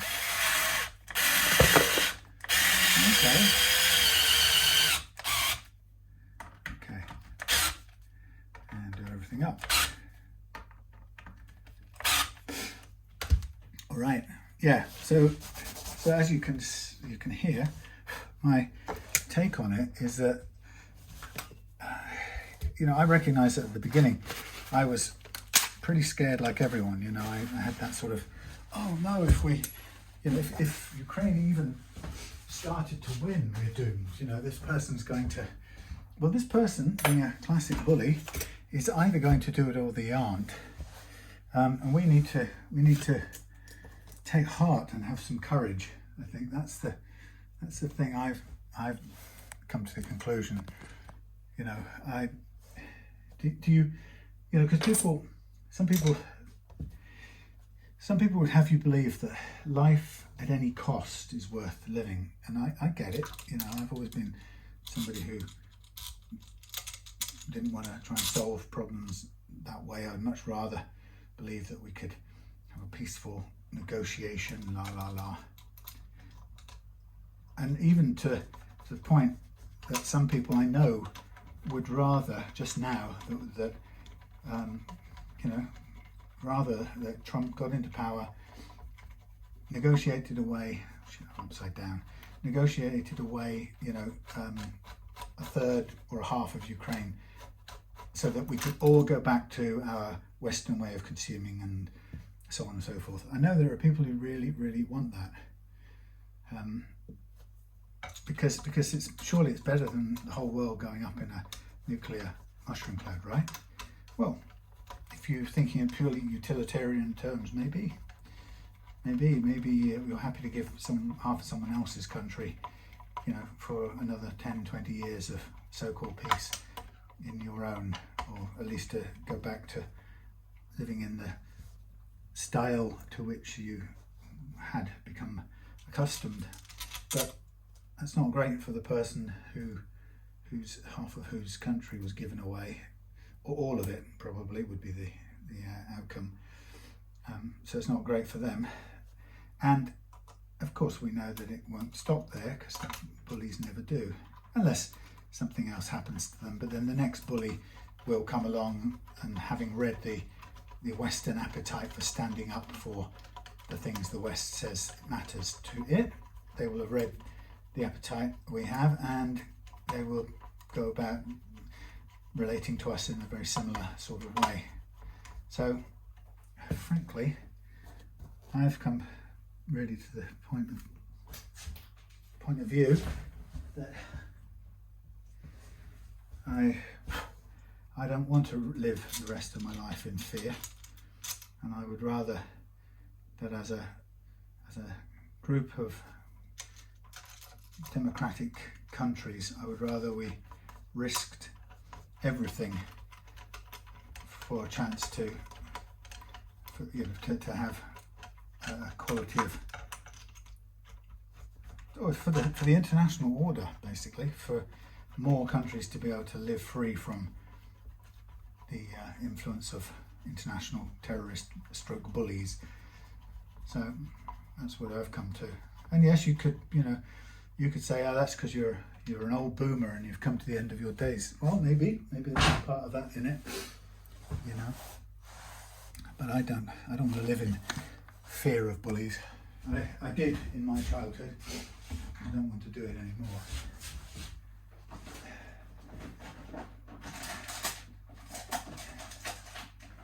And I've done that thing. An absolute Egypt. I've got to find me. I'm going to have to go off camera and find me remaining tens. I've got some tens somewhere. I've got 1052s, which isn't right. Yeah, 1048s. I said I'll go 1048s. That's all I've got, and I won't get any quick enough. I've got 46s. Any 46s in the house? No. 1048s. Just lower on, heavier on the bottom. 2/100ths of an inch. Damn, why did I convince myself that I had box? I do, that's why. I knew I'd bought some, you stupid person. I bought a set of them. There's me. See, look, there's me not trusting myself. Anyway, yeah, so that's what I think the situation we're at. I think it's time we stood up. Again, we have to stand up for what we want in. And it's absolutely not. It's not our right to impose on anyone else in their sphere or their country, I should say. But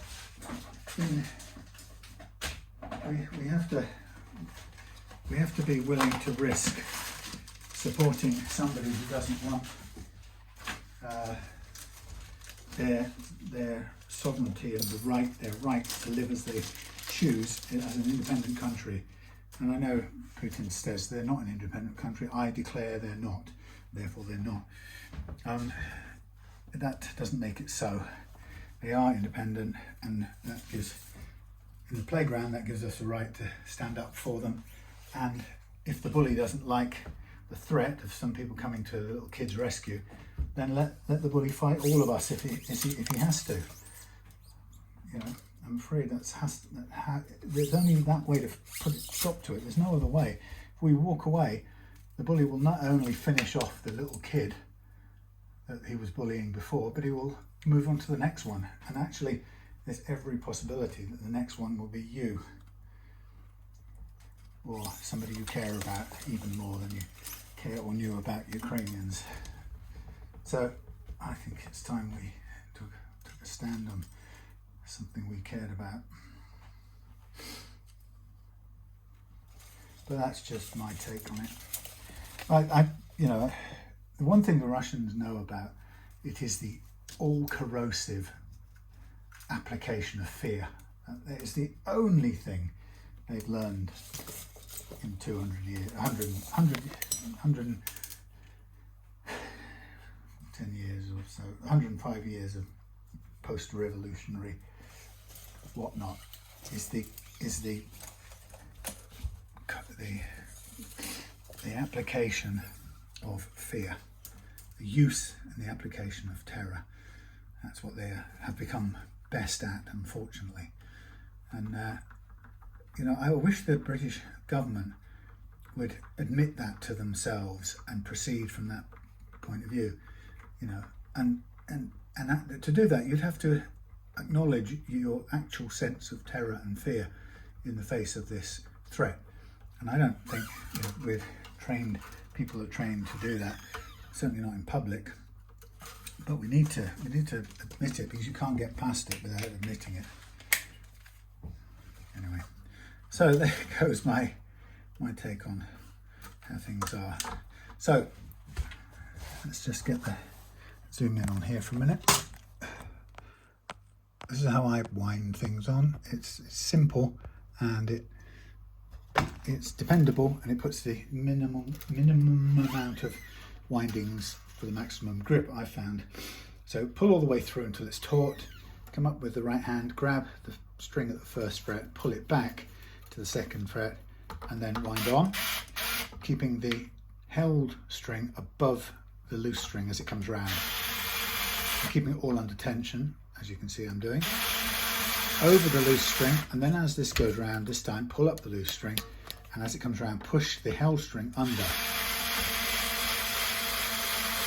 as it comes round. So what you've got is one string above the exit of the loose string and one string below, and then you're ready to snip that off, and that gives you a really good grip without need for any of those oh so nice little knots that luthiers would kill you for. And so, as you probably know from my videos and listening to me blather on, tuning stability isn't anything to do with the tuners. It comes down to two things. You might as well think of it as 50-50. It's 50-50 getting your nut right, making sure that the strings can A, go through the nut with no friction, or the least possible amount of friction, and B, that the strings have the lowest possible first fret action. So those two things are critical. I tend to use tusk nuts because I think they give a really good low friction thing anyway, but I also make sure that the first fret action is down to about 0.3, and we know that this one is about 0.25 at the moment.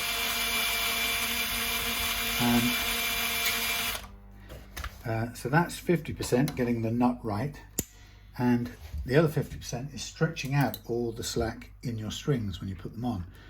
Now, people don't realise how much unreleased slack is held in the string train, you know, from the beginning to the end of the string. And it doesn't really matter where it's stored. We know that if we stretch them, they detune.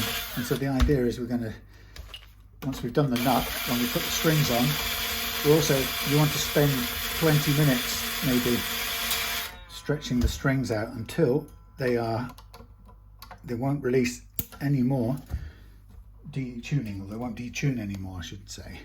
And that means that they won't detune when you're using them, playing them. And the problem is that people just hugely underestimate how much possible detuning there is in a new string. So there's, you know, a good couple of tones of pitch detuning available.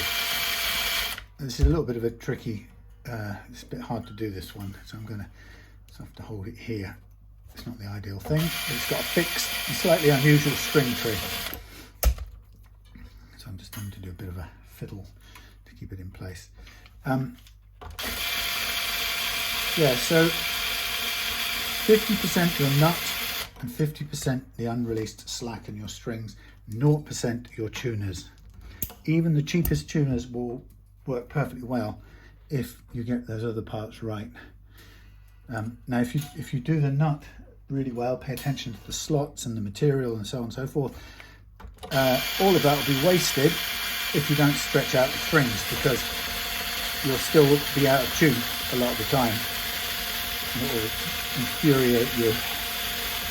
So you have to do both halves of this equation, so it's really only one whole equation, but you've got to do it all but you've got to do nut and slack. String nut slots or low friction, correct first fret action, and make sure that you, oh, what have we got? Run out of what now? Low battery. This phone is ridiculous. Hold on. I need to plug it in now. I hate this phone. Can't even run a couple of hours of filming. Low power mode. You still, yeah, that's 1 hour 50, and it's now had to be plugged back in. Stupid thing. Anyway, right. So we'll carry on. We've got the overhead just in case that conks out. So we've got the strings on. We put these saddles back on. They're probably all slightly different. So I'm going to go across them all again and ensure that the saddles, the strings at the right height before I start the tuning game. Only a bit of tension really needed to make sure they're on. Okay, so we want 125. That's about right. That's too low.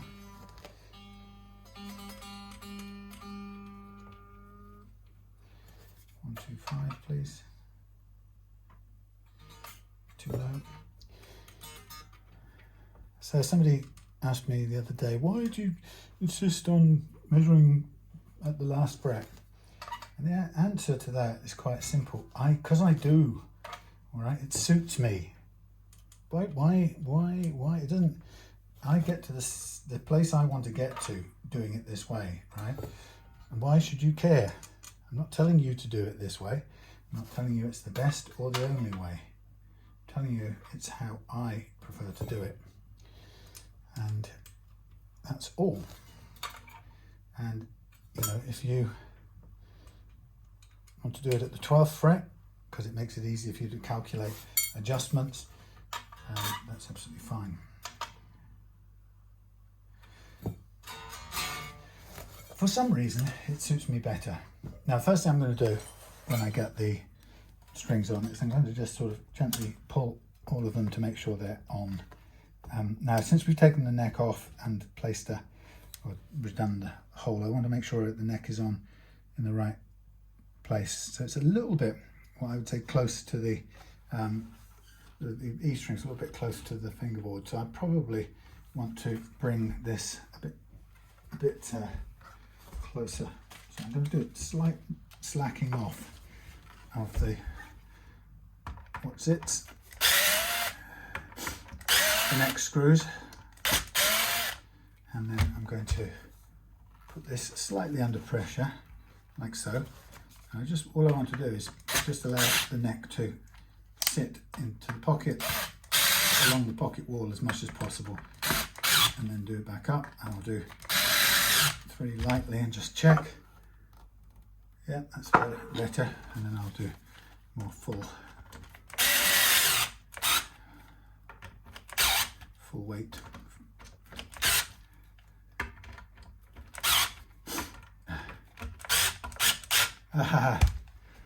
Bloody bastard. That one's run out of grip as well.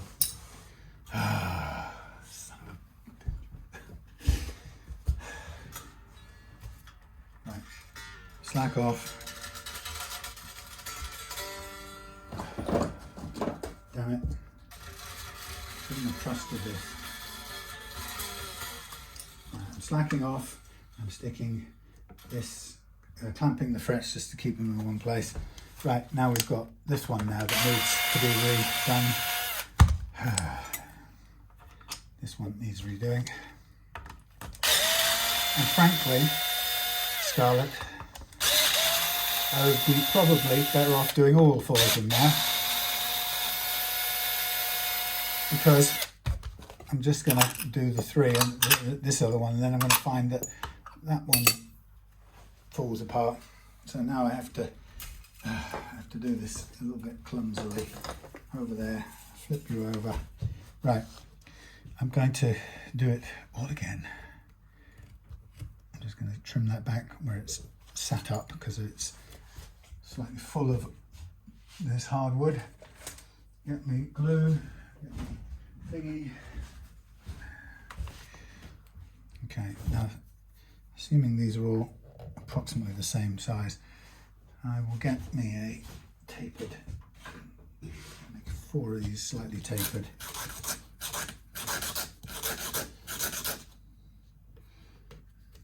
Okay.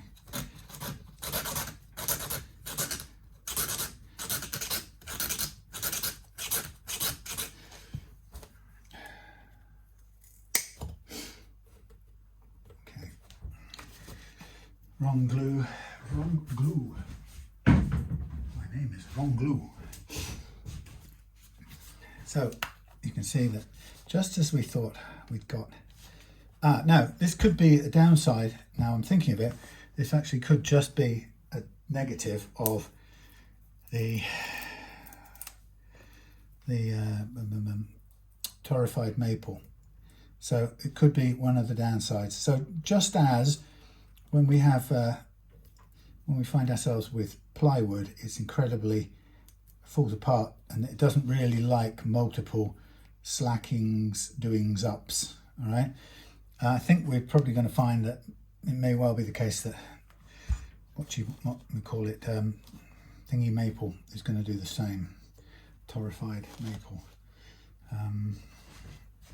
So I guess that's what we've got to look out for. Now, can I do this? Not brilliantly, but okay. Try not to bend the strings in any bad way. 3 more.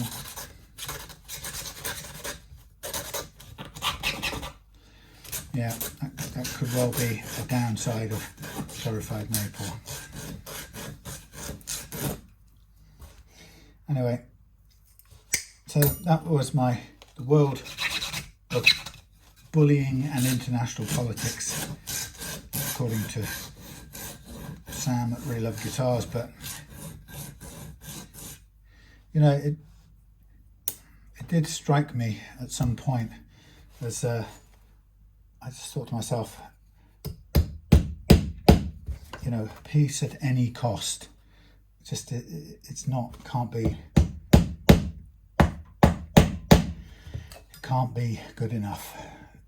You know, I don't want to be. I'm sick of being. That's what I found myself. You know, listening to the news and thinking this little deformed ego, you know, was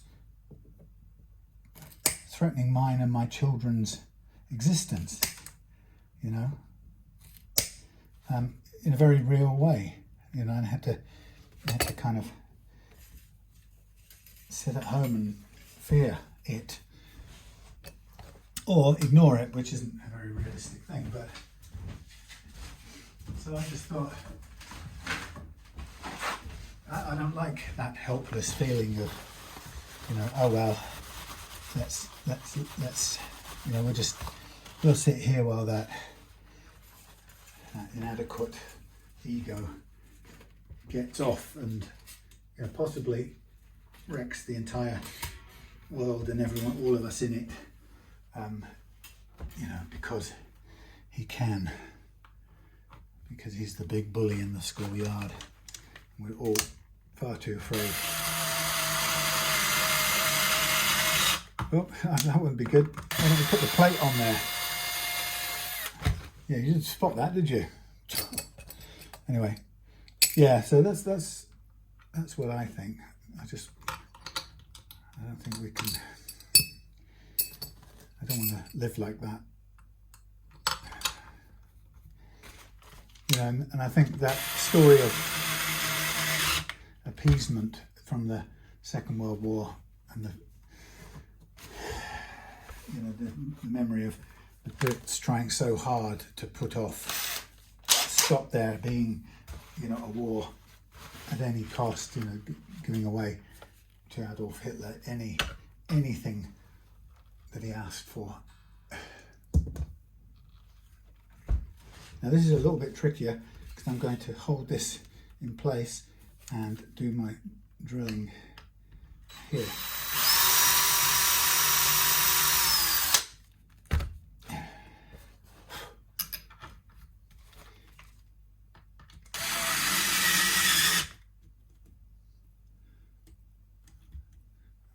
Have I gone completely mad?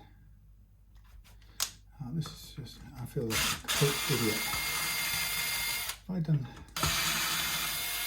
have a feeling I've just took this on back to front. Of all the things I could have done wrong, I put that on inside out, back to front. I'll get there.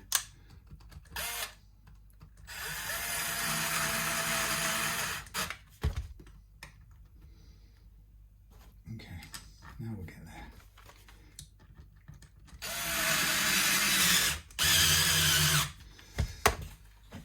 Get your spacings right, that's good. Let's go with that. Now let's go with this.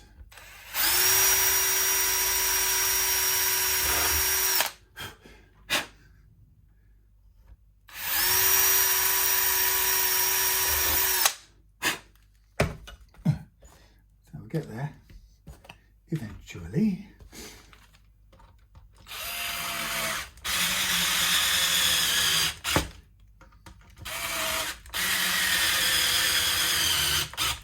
Yeah, I mean that thing, Second World War, you know, the idea that nobody, we'd all rather it hadn't happened one way or another, but it was going to, and it proved to be the case that there was only one way of stopping it, and that was going to be taking up arms against Hitler, unfortunately. Or it's just unfortunate or unfortunate, it's the way it had to be. And it cost what it cost. And the important part was it didn't cost that much because people refused to be bullied and eventually stood up to the bully. It cost that much because that's how much this psycho bully was prepared to sacrifice of the world. And actually we've got no control over that. It's exactly true. With Putin, you can see how much he's prepared to sacrifice.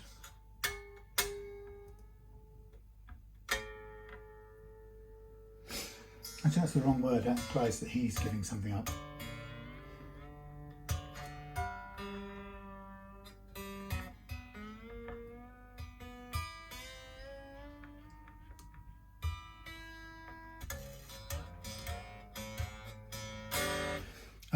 Yeah, he's not sacrificing anything. The price he's prepared to pay in other people's lives and the health of the planet and the pollution and destruction, you know, there's no price in that respect too great, and it, you know, we already know that there's no price too high for what he wants. So, you know, we either pretend that it's not going to happen if we continue to appease him, or we recognise that the man is going to take what he wants, whether we like it or not, and it's either going to cost us now or in the future. And the only real question is it going to cost more now or more in the future? Of course, appeasement's always based around hoping that it will cost less in future, but it's never the case, history tells us. Right, so having corrected that, everything's good now, and the height's all good. Now it's time to stretch the strings, and here's how you do it.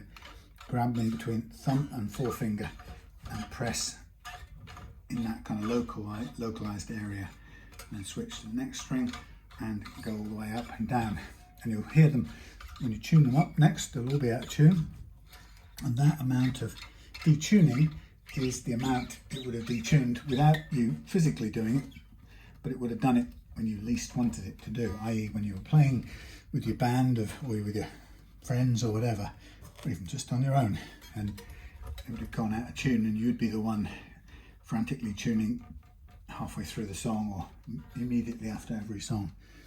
Okay, so one stretch, check the tuning.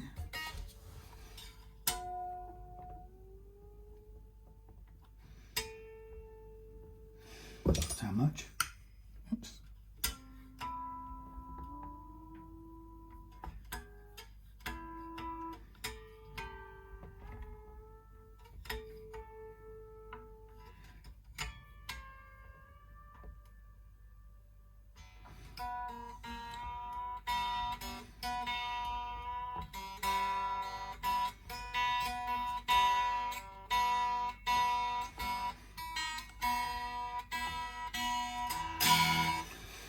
Don't worry too much about tuning it perfectly at that spot, because we're going to stretch it all again and get the rest out of tune. And once we've got this all stretched out fully, then we're going to do the final stage, which is setting the intonation. I'm going to double check it because we've taken these saddles off and on already, so it will be slightly out. Because those barrels are paired and they're not compensated, we're going to only be able to really get one part or both parts slightly intonated, none of them perfect. But there we are.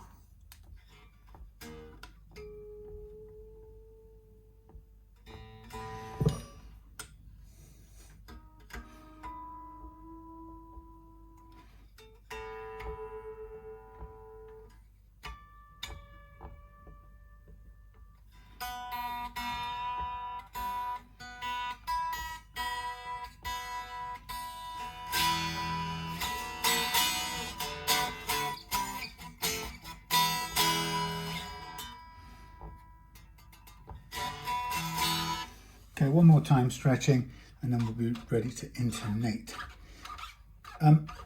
If you're ever doing anything with tremolos, or whether it's 6-screw tremolos and or you know, even especially Floyd Rose type things, you want to stretch all your strings out before you lock down anything like a Floyd Rose. You want to get these strings as stable as possible, because if you don't, the amount of stretch you'll get straight after you've locked down the end caps will put everything out of tune. You'll run out of micro adjustment at the tail end and you'll be unlocking the caps and going through it all again.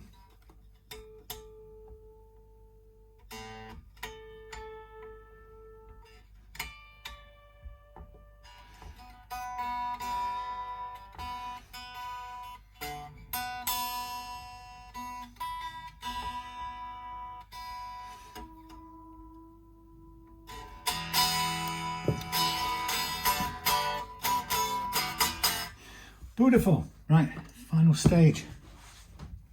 We are going to do, here it is. Check the intonation again. So I discovered that it didn't like the right angled thing for this jack, which is fair enough.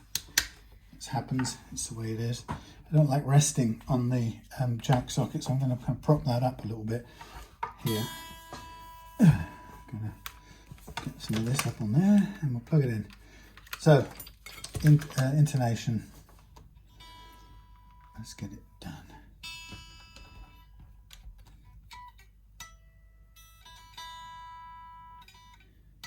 So I'm going to tune the high E, so the pinged octave is in tune.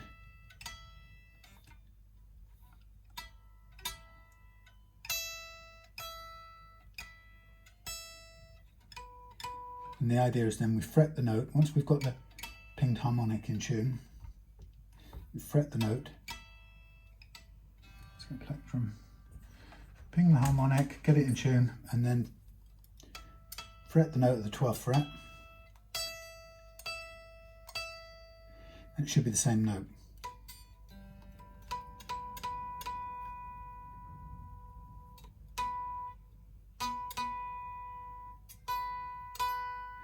Slightly sharp, which means that's too far forward. So we have to go back a bit, but that will upset the intonation very slightly on the E. So they say it's a compromise.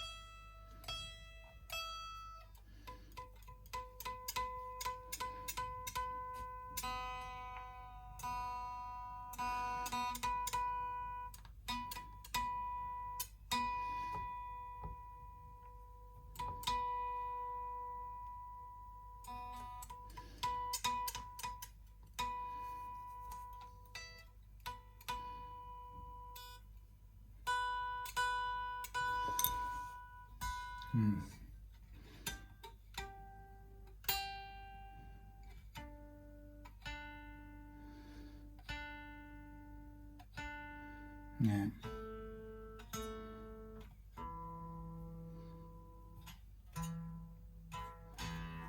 Yeah, it's all just a half and half, basically. I think that's about right. It's not in tune, but...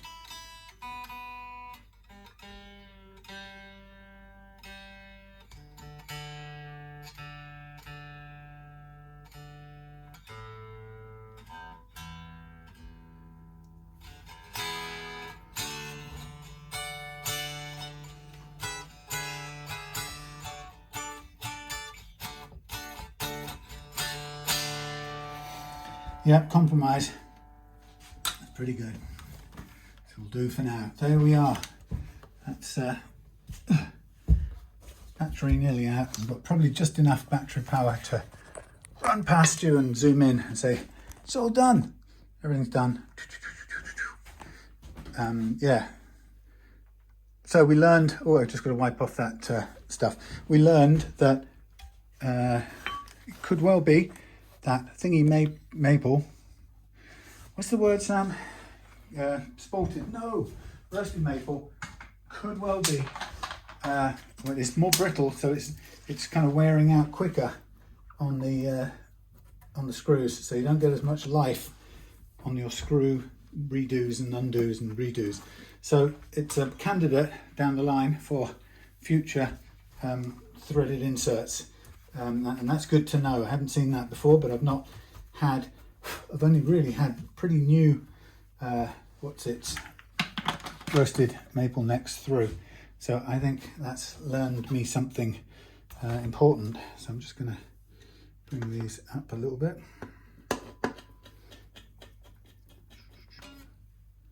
Okay, right, we are done. Thank you for watching.